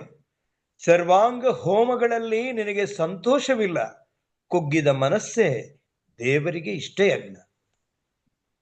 ಮುಂದಿಲ್ದು ಅಣ್ಣ. ದೇವರೇ, ಪಶ್ಚಾತ್ತಾಪದಿಂದ ಜಜ್ಜಿ ಹೋದ ಮನಸ್ಸನ್ನು ನೀನು ತಿರಸ್ಕರಿಸುವುದಿಲ್ಲ. ದೇವ್ರ ವಾಕ್ಯ ಹೇಳುತ್ತೆ, ಎಂತ ಒಂದು ಅಪರಾಧವನ್ನ ಆ ದಾವೀದನು ಮಾಡಿದ್ನು ಎಂಬುದಾಗಿ ನಮ್ಗೆಲ್ಲ ಗೊತ್ತು. ದಾವೀದನು ಯಾವ ರೀತಿಯಾಗಿ ಈ ರೀತಿಯಾದಂತ ಪ್ರಾರ್ಥನೆಯನ್ನ ಮಾಡ್ತಾನೋ, ಆಗ ಸ್ವಾಮಿನೇ ಸಾಕ್ಷಿ ಕೊಡ್ತಾನೆ. ಯಾರಿಗೆ? ನನ್ನ ಸ್ನೇಹಿತನಾದಂತ, ನನ್ನ ಸೇವಕನಾದಂತ ದಾವೀದನು ಊರಿಯನ ಹೆಂಡತಿಯ ವಿಚಾರದಲ್ಲಿ ಮಾಡಿದಂತ ಒಂದು ಅಪರಾಧವೇ ಹೊರತು ಮತ್ತೊಂದು ಪಾಪ ಆತನಲ್ಲಿ ಇರ್ಲಿಲ್ಲ ಅಂತ ಸ್ವಾಮಿನೇ ಸಾಕ್ಷಿ ಕೊಡ್ತಾನೆ. ಅಂತ ಪ್ರಾರ್ಥನೆಯನ್ನ ದಾವೀದನು ಜಜ್ಜಿಕೊಂಡು, ನಾನು ಎಂತ ನಿತ್ಯ ನಿವಾಸಿಯಾದಂತ ದೇವರಿಗೆ, ಉನ್ನತ ಲೋಕವೆಂಬ ದೇವಾಲಯದಲ್ಲಿ ವಾಸ ಮಾಡಿರುವಂತ ನನ್ನ ಸೇನಾಧೀಶ್ವರನಾಥ ಯೆಹೋವನಿಗೆ ಇಂಥದೊಂದು ತೊಂದರೆಯನ್ನ ತಂದುಬಿಟ್ನಲ್ಲ, ನನ್ನ ಪಾಪದಿಂದ ನನ್ನ ದೇವರ ಒಂದು ಹೆಸರು ಕಳಂಕಕ್ಕೆ ಬರುವಂತೆ ನಾನು ಮಾಡಿದಲ್ಲ ಎಂಬುದಾಗಿ ಪಶ್ಚಾತ್ತಾಪದಿಂದ ಆತನ ಏನ್ ಮಾಡ್ತಾನೆ, ಮೊರೆ ಇಟ್ಟಾಗ ಆತನ ಮೊರೆಯನ್ನ ಕೇಳ್ತಾನೆ ದೇವ್ರು. ಆತನ ಮೊರೆಯನ್ನ ಕೇಳ್ದ ಅಂತಂದ್ಮೇಲೆ ನನ್ನ ನಿಮ್ಮ ಮೊರೆಯನ್ನ ಕೇಳ್ದೆ ಇರ್ತಾನ. ನಾವ್ಯಾಕೆ ಆ ರೀತಿಯಾದಂತ ಪ್ರಾರ್ಥನೆಯನ್ನ ಮಾಡಬಾರ್ದು? ನಾವ್ಯಾಕೆ ಕ್ರೈಸ್ತರಾಗಿ ಜೀವಿಸುವಂತ ಈ ಲೋಕದಲ್ಲಿ ನಾವು ಕ್ರಿಸ್ತನ ಬೆಳಕನ್ನ ಹೊತ್ಕೊಂಡು ಹೋಗ್ಲಿಕ್ಕೆ ನಾವು ಕ್ರಿಸ್ತನಿಗೆ ಸಹಾಯ ಮಾಡ್ಕೊಡ್ಬೇಕಾದಂತ ರಾಯಭಾರಿಗಳು ನಾವು. ಅದನ್ನ ಬಿಟ್ಟು ಕ್ರಿಸ್ತನ ಬೆಳಕನ್ನ ಮುಚ್ಚುವಂತ ರಾಯಭಾರಿಗಳು ನಾವು ಆಗಿದ್ದೀವಿ ಅಂತಂದ್ರೆ 3ನೇ ಆಜ್ಞೆ ಏನಂತ ಹೇಳುತ್ತೆ? ಯಾವನು ಯೆಹೋವನ ಹೆಸರನ್ನು ಅಯೋಗ್ಯ ಕಾರ್ಯಕ್ಕಾಗಿ ಎತ್ತುತ್ತಾನೋ ಅವನನ್ನು ಯೆಹೋವನು ಶಿಕ್ಷಿಸದೆ ಬಿಡುವುದಿಲ್ಲ ಎಂಬುದಾಗಿ ಹೇಳ್ತಾರೆ. ನಾವು ದೇವರ ಹೆಸರನ್ನ ಅಯೋಗ್ಯ ಕಾರ್ಯಕ್ಕಾಗಿ ಎತ್ತಿ ಬೆಳಕನ್ನ ಕತ್ತಲೆಯಾಗಿ ಮಾಡಿ, ಕತ್ತಲನ್ನ ಬೆಳಕನ್ನಾಗಿ ಮಾಡಿ, ದುಷ್ಟರ ಸಹವಾಸದಲ್ಲಿ ನಾವು ಸೇರಿ ಆತ್ಮವನ್ನ ಜಜ್ಜಿಕೊಳ್ಳದೆ ನಾವು ಈ ರೀತಿಯಾಗಿ ಕ್ರಿಸ್ತನಲ್ಲಿ ನಾವು ಜೀವಿಸ್ತಾ ಇದೀವಿ ಅಂತ ನಟನೆ ಮಾಡ್ಕೊಂಡು ನಾವು ಜೀವಿಸ್ತಾ ಇದ್ರೆ ನಮ್ಮ ಜೀವಿತ ಎಷ್ಟು ಮಟ್ಟಿಗಿದೆ ನೋಡಿ ಪ್ರಿಯರೇ. ಮತ್ತೊಬ್ರು ನಮ್ಮನ್ನ ನೋಡ್ತಾ ಇದ್ದಾರೆ, ಯಾರಿಗೋಸ್ಕರನೋ, ಯಾರನ್ನ ಮೆಚ್ಚಿಸ್ಲಿಕ್ಕೋಸ್ಕರ ನಮ್ಮ ಸೇವೆಗಳು ಬೇಡ. ಕರ್ತನಾದಂತ ಯೇಸು ಕ್ರಿಸ್ತನು ನಮ್ಮ ಹೃದಯಗಳನ್ನ ನೋಡುವಂತವನಾಗಿದ್ದಾನೆ. ನಾನು ಸ್ಥಿರವಾಗಿ ನಿಂತ್ಕೊಳ್ಬೇಕು ಅಂತಂದ್ರೆ ಆತನೇ ನನ್ನನ್ನ ಸ್ಥಿರಪಡಿಸ್ಲಿಕ್ಕೆ ಶಕ್ತನಾಗಿದ್ದಾನೆ, ನಿಮ್ಮನ್ನು ಸ್ಥಿರಪಡಿಸ್ಲಿಕ್ಕೆ ಶಕ್ತನಾಗಿದ್ದಾನೆ. ನಾವು ನಿಂತಿರುವಂತದ್ದು ಬಂಡೆ ಮೇಲೆ. ನಾವು ಉಸುಬಿನ ಮೇಲೆ ನಿಂತ್ಕೊಳ್ಳೋದು ಬೇಡ. ಬಂಡೆ ಗಟ್ಟಿಯಾಗಿರುತ್ತೆ, ಅದು ಒಂದಲ್ಲ ಒಂದಿನ ನಮ್ಮನ್ನ ರಕ್ಷಿಸುವಂತದ್ದಾಗಿದೆ. ಉಸುಬಿನ ಮೇಲೆ ನಾವು ನಿಂತಿದೀವಿ ಅಂತಂದ್ರೆ ಖಂಡಿತವಾಗ್ಲೂ ಕೂಡ ಅದು ಬಿರುಗಾಳಿಗೆ ಬಿದ್ದು ಹಾಳಾಗೋಗುತ್ತೆ. ಅದರಿಂದ ನೀವು ಕ್ರಿಸ್ತನಲ್ಲಿ ಜೀವಿಸುವವರಾದ ನೀವು ಕ್ರಿಸ್ತನಿಗೆ ತಕ್ಕ ಹಾಗೆ ನಾವು ಜೀವಿಸ್ಕೊಂಡು ಆತನ ಒಂದು ಸ್ವರೂಪವನ್ನ ನಾವು ಧರಿಸ್ಕೊಂಡು ಆತನ ನಾಮದ ಮಹಿಮೆಗಾಗಿ ನಾವು ಜೀವಿಸ್ತಾ ಪರಲೋಕ ರಾಜ್ಯಕ್ಕೆ ನಾವು ಸಿದ್ಧರಾಗ್ಬೇಕು ಎಂಬುವಂತ ಈ ಒಂದು ವಾಕ್ಯದೊಂದಿಗೆ ಈ 2 ಮಾತುಗಳನ್ನ ಮುಗಿಸ್ತೀನಿ. ದೇವರು ಈ ವಾಕ್ಯವನ್ನು ಆಶೀರ್ವದಿಸಲಿ. ಕೂಡಿ ಬಂದಿರುವಂತ ನಮ್ಮೆಲ್ರಿಗೂ ಈ ಬೆಳಗಿನ ದಿನದಲ್ಲಿ ಆತನ ಸಹಾಯ ಅಗತ್ಯವಾಗಿ ನಮ್ಗೆ ಸಿಕ್ಕಲಿ ಎಂಬುದಾಗಿ ಯೇಸು ಕ್ರಿಸ್ತನಲ್ಲಿ ಪ್ರಾರ್ಥಿಸ್ತಾ ಈ ಮಾತುಗಳನ್ನ ಮುಗಿಸ್ತೇನೆ. ಆಮೇಲೆ ಎಚ್ಚರವಾಗಿದ್ದು ಪ್ರಾರ್ಥಿಸು ಪ್ರಾರ್ಥನೆಯಲ್ಲಿ ದೈವಿಕ ಮನ್ನವನ್ನ ಬಡಿಸಿದ ಸಹೋದರಿ ಶೋಭಾ KR ಅವರಿಗೆ ಹೃದಯಪೂರ್ವಕವಾದ ಧನ್ಯವಾದಗಳನ್ನ ಸಲ್ಲಿಸುವಂತವಳಾಗಿದ್ದೇನೆ. ಈಗ ಪ್ರಾರ್ಥನೆಯ ಸಮಯ. ಚಾಟ್ ಅಲ್ಲಿ ಪ್ರೇಯರ್ ರಿಕ್ವೆಸ್ಟ್ ಅನ್ನ ಹಾಕಿದ್ದೇನೆ. ಈ ಸಮಯವನ್ನ ಬೋಧಕರಾದ ಎಂ ರಾಜುರವರಿಗೆ ವರ್ಗಾಯಿಸುವಂತವಳಾಗಿದ್ದೇನೆ. ಧನ್ಯವಾದಗಳು ಸಹೋದರಿ. ಈ ಸಮಯದಲ್ಲಿ ಪ್ರಾರ್ಥನೆಗೆ ಹೋಗೋಣ. ಪ್ರಾರ್ಥನೆ ಜ್ಞಾಪನೆಗಳನ್ನ ತಿಳಿಸಬೇಕೆಂಬ ಕೇಳ್ಕೊಳ್ತೇನೆ. ಪ್ರಾರ್ಥನೆಯನ್ನ ಹಿರಿಯರಾದಂತ ಹೇಮಲತಾ ಬಕ್ರಾಜಮ್ ಅವರು ಮಾಡ್ಬೇಕೆಂದು ಕೇಳ್ಕೊಳ್ತೇನೆ. ಚಾರ್ಟ್ ಅಲ್ಲಿ ಇದೆ, ಅದನ್ನು ನೀವು ಓಪನ್ ಮಾಡ್ಕೊಂಡ್ರೆ ಪ್ರೇಯರ್ ರಿಕ್ವೆಸ್ಟ್ ಗಳನ್ನ ಅಲ್ಲಿ ಹಾಕಿದ್ದಾರೆ. ಅದಕ್ಕಾಗಿ ಪ್ರಾರ್ಥನೆ ಮಾಡಿ. ಹಾಗೆ ಇನ್ನೊಂದು ವಿಜ್ಞಾಪನೆ ಇದೆ. ಚೆನ್ನೈಯಲ್ಲಿ ಒಬ್ಬ ಬೋಧಕರ ಹೆಂಡತಿ ರೆಬೆಕ್ಕಾ ಎಂಬುದಾಗಿ, ಅದು ಕ್ಯಾನ್ಸರ್ ಲಾಸ್ಟ್ ಸ್ಟೇಜ್ ಅಲ್ಲಿದೆ. ಅವ್ರಿಗೋಸ್ಕರ ಬಹಳ ಪ್ರಾರ್ಥನೆ ಮಾಡಬೇಕೆಂದು ಕೇಳ್ಕೊಂಡಿದ್ದಾರೆ. ರೆಬೆಕ್ಕಾ ಎಂಬುದಾಗಿ ಅವರಿಗೋಸ್ಕರ ಪ್ರಾರ್ಥನೆ ಮಾಡಬೇಕೆಂಬುದಾಗಿ ಕೇಳ್ಕೊಳ್ತಾರೆ. ಪ್ರೇಯರ್ ರಿಕ್ವೆಸ್ಟ್ ಜಾಸ್ತಿ ಇದೆ ಪಾಸ್ಟ್ರೆ, ಹೇಳಿ. ನಮ್ಮ ಮಗಳಿಗೆ ಡಾಜಿನಿಗೆ ಮೈಯಲ್ಲಿ ಸ್ವಲ್ಪ ಎಲರ್ಜಿ ಆಗಿದೆ, ಅದಕ್ಕೋಸ್ಕರ ಪ್ರಾರ್ಥನೆ ಮಾಡಿ ಪಾಸ್ಟ್ರೆ. ಓಕೆ. ಸೋದರ್ ಜಾನ್ ಡೇವಿಡ್ ಅವರ ಮಗಳಿಗೆ ಮೈಯಲ್ಲಿ ಅಲರ್ಜಿ ಇದೆ, ಅವ್ರಿಗೋಸ್ಕರ ಪ್ರಾರ್ಥನೆ ಮಾಡ್ಬೇಕೆಂದು ಕೇಳ್ಕೊಂಡಿದ್ದಾರೆ. ಪ್ರಾರ್ಥನೆ ಮಾಡಿ. ಎಷ್ಟಿದೆ? 7 ಇದೆ. ಇದೆ ನೋಡಿ ಪಾಸ್ಟರ್, 2 ಇದೆ ಅಲ್ಲ ಪಾಸ್ಟರ್? ಇನ್ನೊಂದಿದೆ. ಓಕೆ. ಒಂದು ಹೇಮಲತಾ ಬಕ್ರಾಜಮ್ ಅವರು 7 ಮೊದಲನೇ 7 ಮತ್ತು ಚೆನ್ನೈ ರೆಬೆಕ್ಕಾ ಅವ್ರಿಗೋಸ್ಕರ ಅವ್ರು ಮಾಡ್ಲಿ. 2ನೇದ್ರಲ್ಲಿ ಅದನ್ನ ಆಡ್ ಮಾಡಿದೀನಿ ಪಾಸ್ಟರ್. ಆಡ್ ಮಾಡಿದಾರ? ಓಕೆ. ಓಕೆ.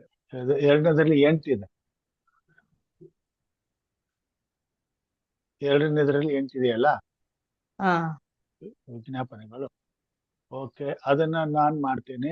ಮೊದಲನೇದು 7 ಹಿರಿಯರಂತ ಹೇಮಲತಾ ಬಕ್ರಾಜಮ್ ಅವ್ರು ಮಾಡ್ಬೇಕೆಂದು ಕೇಳ್ಕೊಳ್ತೇನೆ. ಅಂತ್ಯಾಶೀರ್ವಾದವನ್ನ ಪಾಸ್ಟರ್ ಸಾಲಮನ್ ಅವರು ಕೊಡ್ಬೇಕೆಂದು ಕೇಳ್ಕೊಳ್ತೇನೆ. ಅಮ್ಮ ಇದ್ದೀರಾ? ಇದ್ದೀನಿ ಫಸ್ಟ್. ಪ್ರಾರ್ಥನೆ ಮಾಡೋಣ. ಭೂಪರಲೋಕಗಳ ಒಡೆಯನಾಗಿರುವ ಸ್ವಾಮಿ, ಮುಂಜಾನೆ ವೇಳೆಯಲ್ಲಿ ನಿನ್ನ ಕೃಪಾ ಸನ್ನಿಧಿಗೆ ನಮ್ಮನ್ನು ಕರೆತಂದು ನಿನ್ನ ವಾಕ್ಯಗಳ ಅಮೃತವನ್ನ ನಮಗೆ ದಯಪಾಲಿಸಿ ಕೊಟ್ಟಿದ್ದೆ ಸ್ವಾಮಿ. ನಿಮ್ಮನ್ನದ ಮೂಲಕ ನಾವು ಸ್ವಾಮಿ ಬಲ ಹೊಂದಿದವರಾಗಿ ನವ ಚೈತನ್ಯದಿಂದ ನಮ್ಮ ಜೀವನ ಯಾತ್ರೆಯನ್ನ ಆರಂಭಿಸ್ಲಿಕ್ಕೆ ಅವಕಾಶ ಮಾಡಿಕೊಟ್ಟಿದ್ದಕ್ಕಾಗಿ ಕೋಟಿ ಸ್ತೋತ್ರಗಳನ್ನ ಸಲ್ಲಿಸ್ತೇವಪ್ಪ. ಅಪ್ಪ ಯೇಸು ರಾಜನೇ, ಪ್ರತಿ ಹೆಜ್ಜೆಯಲ್ಲಿಯೂ ನೀನು ನಮ್ಮನ್ನ ಕೈ ಹಿಡಿದು ನಡೆಸಿ ಕಾಯುವಾತನಾಗಿದ್ದೆ. ಎಚ್ಚರಿಸಿ ನಮ್ಮನ್ನ ನಿನ್ನ ಸನ್ನಿಧಿಗೆ ಕರೆತರೂ ಆತನಾಗಿದ್ದೆ ಸ್ವಾಮಿ. ತಂದೆಯಾದ ದೇವರೇ, ಒಂದೊಂದು ವಾಕ್ಯಗಳು ಸ್ವಾಮಿ ಅಮೂಲ್ಯವಾದ ಮನ್ನವಾಗಿದ್ದು ಸ್ವಾಮಿ, ನಮ್ಮನ್ನ ಬಲಪಡಿಸಿ ತಿದ್ದಿ ನಡೆಸುವಂತಹ ವಾಕ್ಯಗಳಾಗಿದ್ದು ಸ್ವಾಮಿ. ಅನುದಿನವೂ ನಮ್ಗೆ ನಿನ್ನ ಎಚ್ಚರಿಕೆ ಗಂಟೆ ನೀಡುತ್ತಾ ಬರುತ್ತಿರುವುದಕ್ಕಾಗಿ ಕೋಟಿ ಸ್ತೋತ್ರಗಳನ್ನ ಸಲ್ಲಿಸ್ತೇವಪ್ಪ. ಹೌದಪ್ಪ, ನಿನ್ನ ವಾಕ್ಯವು ನನ್ನ ಕಾಲಿಗೆ ದೀಪವು ದಾರಿಗೆ ಬೆಳಕು ಆಗಿದೆ ಎಂಬ ಸತ್ಯವನ್ನ ನಾವು ಕಂಡುಕೊಳ್ಳುವ ಹಾಗೆ ನಿನ್ನ ಮಗನ ಮೂಲಕ ಅನೇಕ ನಿನ್ನ ಸೇವಕರ ಮೂಲಕ ನಮಗೆ ಈ ಮನ್ನವನ್ನ, ಈ ವಾಕ್ಯಗಳನ್ನ ನೀನು ಅನುಗ್ರಹಿಸಿ ಕೊಡ್ತಿರುವುದಕ್ಕಾಗಿ ಕೋಟಿ ಸ್ತೋತ್ರಗಳನ್ನ ಸಲ್ಲಿಸ್ತೇವಪ್ಪ ಸ್ವಾಮಿ. ತಂದೆಯಾದ ದೇವರೇ, ನಿನ್ನ ಕೃಪಾಕರಗಳಿಗೆ ನಮ್ಮೆಲ್ಲರನ್ನ ಒಪ್ಪಿಸ್ಕೊಡ್ತೇನಪ್ಪ. ಯೇಸುವೆ, ಪ್ರತಿ ಹೆಜ್ಜೆಯಲ್ಲಿ ನಮ್ಮನ್ನ ನೀನು ನಡೆಸಿದ್ದಿ, ನಡೆಸುತ್ತಾ ಬಂದಿದ್ದಿ, ನಡೆಸುವಾತನಾಗಿದ್ದೆ ಸ್ವಾಮಿ. ತಂದೆಯಾದ ದೇವರೇ, ಇವು ಒಂದು ನಿನ್ನ ಸನ್ನಿಧಿಗೆ ಸೇರಲು ಅವಕಾಶ ಮಾಡಿಕೊಟ್ಟಂತ ನಿನಗೆ ಕೋಟಿ ಸ್ತೋತ್ರಗಳಪ್ಪ. ಹಾಗೆಯೇ ಅನುದಿನವೂ ನಮಗಾಗಿ ಈ ವೇದಿಕೆಯನ್ನ ಒದಗಿಸಿಕೊಡುವಂತ ನಿನ್ನ ಸೇವಕರಾದಂತ ಪಾಸ್ಟರ್ ರಾಜರವರಿಗೆ ಸ್ವಾಮಿ ನಾವೆಲ್ಲರೂ ಕೃತಜ್ಞತೆ ಸಲ್ಲಿಸ್ತೇವಪ್ಪ. ಆ ಮಗನ ಜೀವಿತದಲ್ಲಿ ನೀನು ನಾಯಕನಾಗಿತ್ತು. ಅವರ ಸೇವೆಯಲ್ಲಿ ಸ್ವಾಮಿ ನಿನ್ನ ಕೃಪೆ ತೋರಿಸು, ನಿನ್ನ ಆಶೀರ್ವಾದ ನೀಡಿ, ನಿನ್ನ ಸ್ವಾರ್ಥವು ಮುನ್ನಡೆಯಲು ಸ್ವಾಮಿ ಮಾರ್ಗ ಮಾಡು ಸ್ವಾಮಿ. ಅವ್ರಿಗೆ ಬೇಕಾದ ಆರೋಗ್ಯ ಭಾಗ್ಯವನ್ನ ದಯಪಾಲಿಸ್ಕೊಡು, ಕುಟುಂಬವನ್ನ ಆಶೀರ್ವದಿಸು. ಅದೇ ರೀತಿಯಲ್ಲಿ ಸಹೋದರಿ ಶೋಭಾ ಈ ದಿವಸದಲ್ಲಿ ನಿನ್ನ ವಾಕ್ಯವನ್ನ ಹಂಚಿರುವಾಗ ಆ ಮುದ್ದು ಮಗಳ ಜೀವಿತದ ನಾಯಕನಾಗಿರಪ್ಪ ಸ್ವಾಮಿ. ಆ ಮಗಳಿಗೆ ಇನ್ನೂ ನಿನ್ನ ಆತ್ಮನ ಬಲ ಕೊಟ್ಟು ನಿನ್ನ ವಾಕ್ಯದಲ್ಲಿ ನೆಲೆಗೊಂಡು ಅನೇಕರಿಗೆ ಸುವಾರ್ತೆ ಸಾರುವ ಅವಕಾಶವನ್ನ ಕೊಟ್ಟು ಆ ಮಗಳ ಕುಟುಂಬವನ್ನ, ಮಕ್ಕಳನ್ನ ಆಶೀರ್ವದಿಸಿ ನಡೆಸಿ ಕಾಪಾಡಪ್ಪ ಸ್ವಾಮಿ. ಬಾ ತಂದೆಯೇ, ಈ ದಿವಸದಲ್ಲಿ ಈ ಒಂದು ಝೂಮ್ ಕುಟುಂಬದಲ್ಲಿ ಕೂಡಿ ಬಂದಿರುವಂತ ಪ್ರತಿಯೊಬ್ಬೊಬ್ಬ ನಿನ್ನ ದಾಸರನ್ನ ನೀನು ಆಶೀರ್ವದಿಸ್ಬೇಕು ಸ್ವಾಮಿ. ಅವರ ಜೀವಿತದ ನಾಯಕನಾಗಿರ್ಬೇಕಪ್ಪ ಸ್ವಾಮಿ. ಕಾತರದಿಂದ ನಿನ್ನ ಸನ್ನಿಧಿಯಲ್ಲಿ ಕೂಡಿ ಬಂದಿರುವಾಗ ಅವರ ಎಲ್ಲ ಕಷ್ಟ, ನಷ್ಟ, ನೋವು, ಬೇನೆಗಳಿಂದ ಬಿಡುಗಡೆ ಕೊಡಪ್ಪ. ಈ ನಿನ್ನ ವಾಕ್ಯಗಳ ಮೂಲಕ ನವ ಚೈತನ್ಯ ಕೊಟ್ಟು ಈ ದಿನ ಯಾತ್ರೆಯನ್ನ ಕಳೆಯಲಿಕ್ಕೆ ನೀನು ಅನುವು ಮಾಡಿಕೊಡು ಸ್ವಾಮಿ. ತಂದೆಯಾದ ದೇವರೇ, ಈ ಒಂದು ದಿನದಲ್ಲಿ ಸ್ವಾಮಿ ಅನೇಕ ಪ್ರಾರ್ಥನಾ ಮನವಿಗಳನ್ನ ನಿನ್ನ ಸನ್ನಿಧಿಯಲ್ಲಿ ನಾವು ಒಪ್ಪುವಾಗ ಸ್ವಾಮಿ, ನೀನೇ ನಮಗೆ ನಿನ್ನ ಕರುಣಾ ಕಟಾಕ್ಷ ನೀಡಿ ಸಫಲತೆ ನೀಡಪ್ಪ. ಆ ತಂದೆಯೇ, ಮನವಿಗಳನ್ನ ಸ್ವೀಕರಿಸು ಸ್ವಾಮಿ. ಬೇಡಿ ಬಂದಂಥವರನ್ನ ಎಂದು ತಳ್ಳಿ ಬಿಡುವವನಲ್ಲ, ಕೈ ಬಿಡುವವನಲ್ಲ ಸ್ವಾಮಿ. ಪ್ರಾರ್ಥನೆಗಳನ್ನ ಲಾಲಿಸಪ್ಪ ಸ್ವಾಮಿ. ತಂದೆಯಾದ ದೇವರೇ, ಸಹೋದರ ಪುಟ್ಟಸುಬ್ಬು ಈ ಮಗನ ಆರೋಗ್ಯಕ್ಕೋಸ್ಕರವಾಗಿ ಆ ಮಗನ ಕಿಡ್ನಿ ಸಮಸ್ಯೆಯನ್ನ ಸ್ವಾಮಿ ನೀನು ಬಗೆಹರಿಸ್ಬೇಕು ಅಪ್ಪ ತಂದೆಯ. ಮಗನು ನಿನ್ನ ಸನ್ನಿಧಿಯಲ್ಲಿ ಬರಬೇಕು, ಹೆಚ್ಚೆಚ್ಚಾಗಿ ನಿನ್ನನ್ನು ಆತ್ಕೊಳ್ಬೇಕಿದೆ ಸ್ವಾಮಿ. ನಿನ್ನಲ್ಲಿ ಭರವಸೆ ಇಟ್ಟು ಆ ಮಗನು ತನ್ನ ಒಂದು ಈ ಕಷ್ಟಗಳನ್ನ ನಿವಾರಿಸಿಕೊಳ್ಳಬೇಕಿದೆಯಪ್ಪ. ಆ ಮಗನ ಮನಸ್ಸಿನಲ್ಲಿ ಮಾತನಾಡು ಸ್ವಾಮಿ. ತಂದೆಯಾದ ದೇವ್ರೆ, ನೀನು ಆ ಮಗನನ್ನು ಮುಟ್ಟು ಸ್ವಾಮಿ.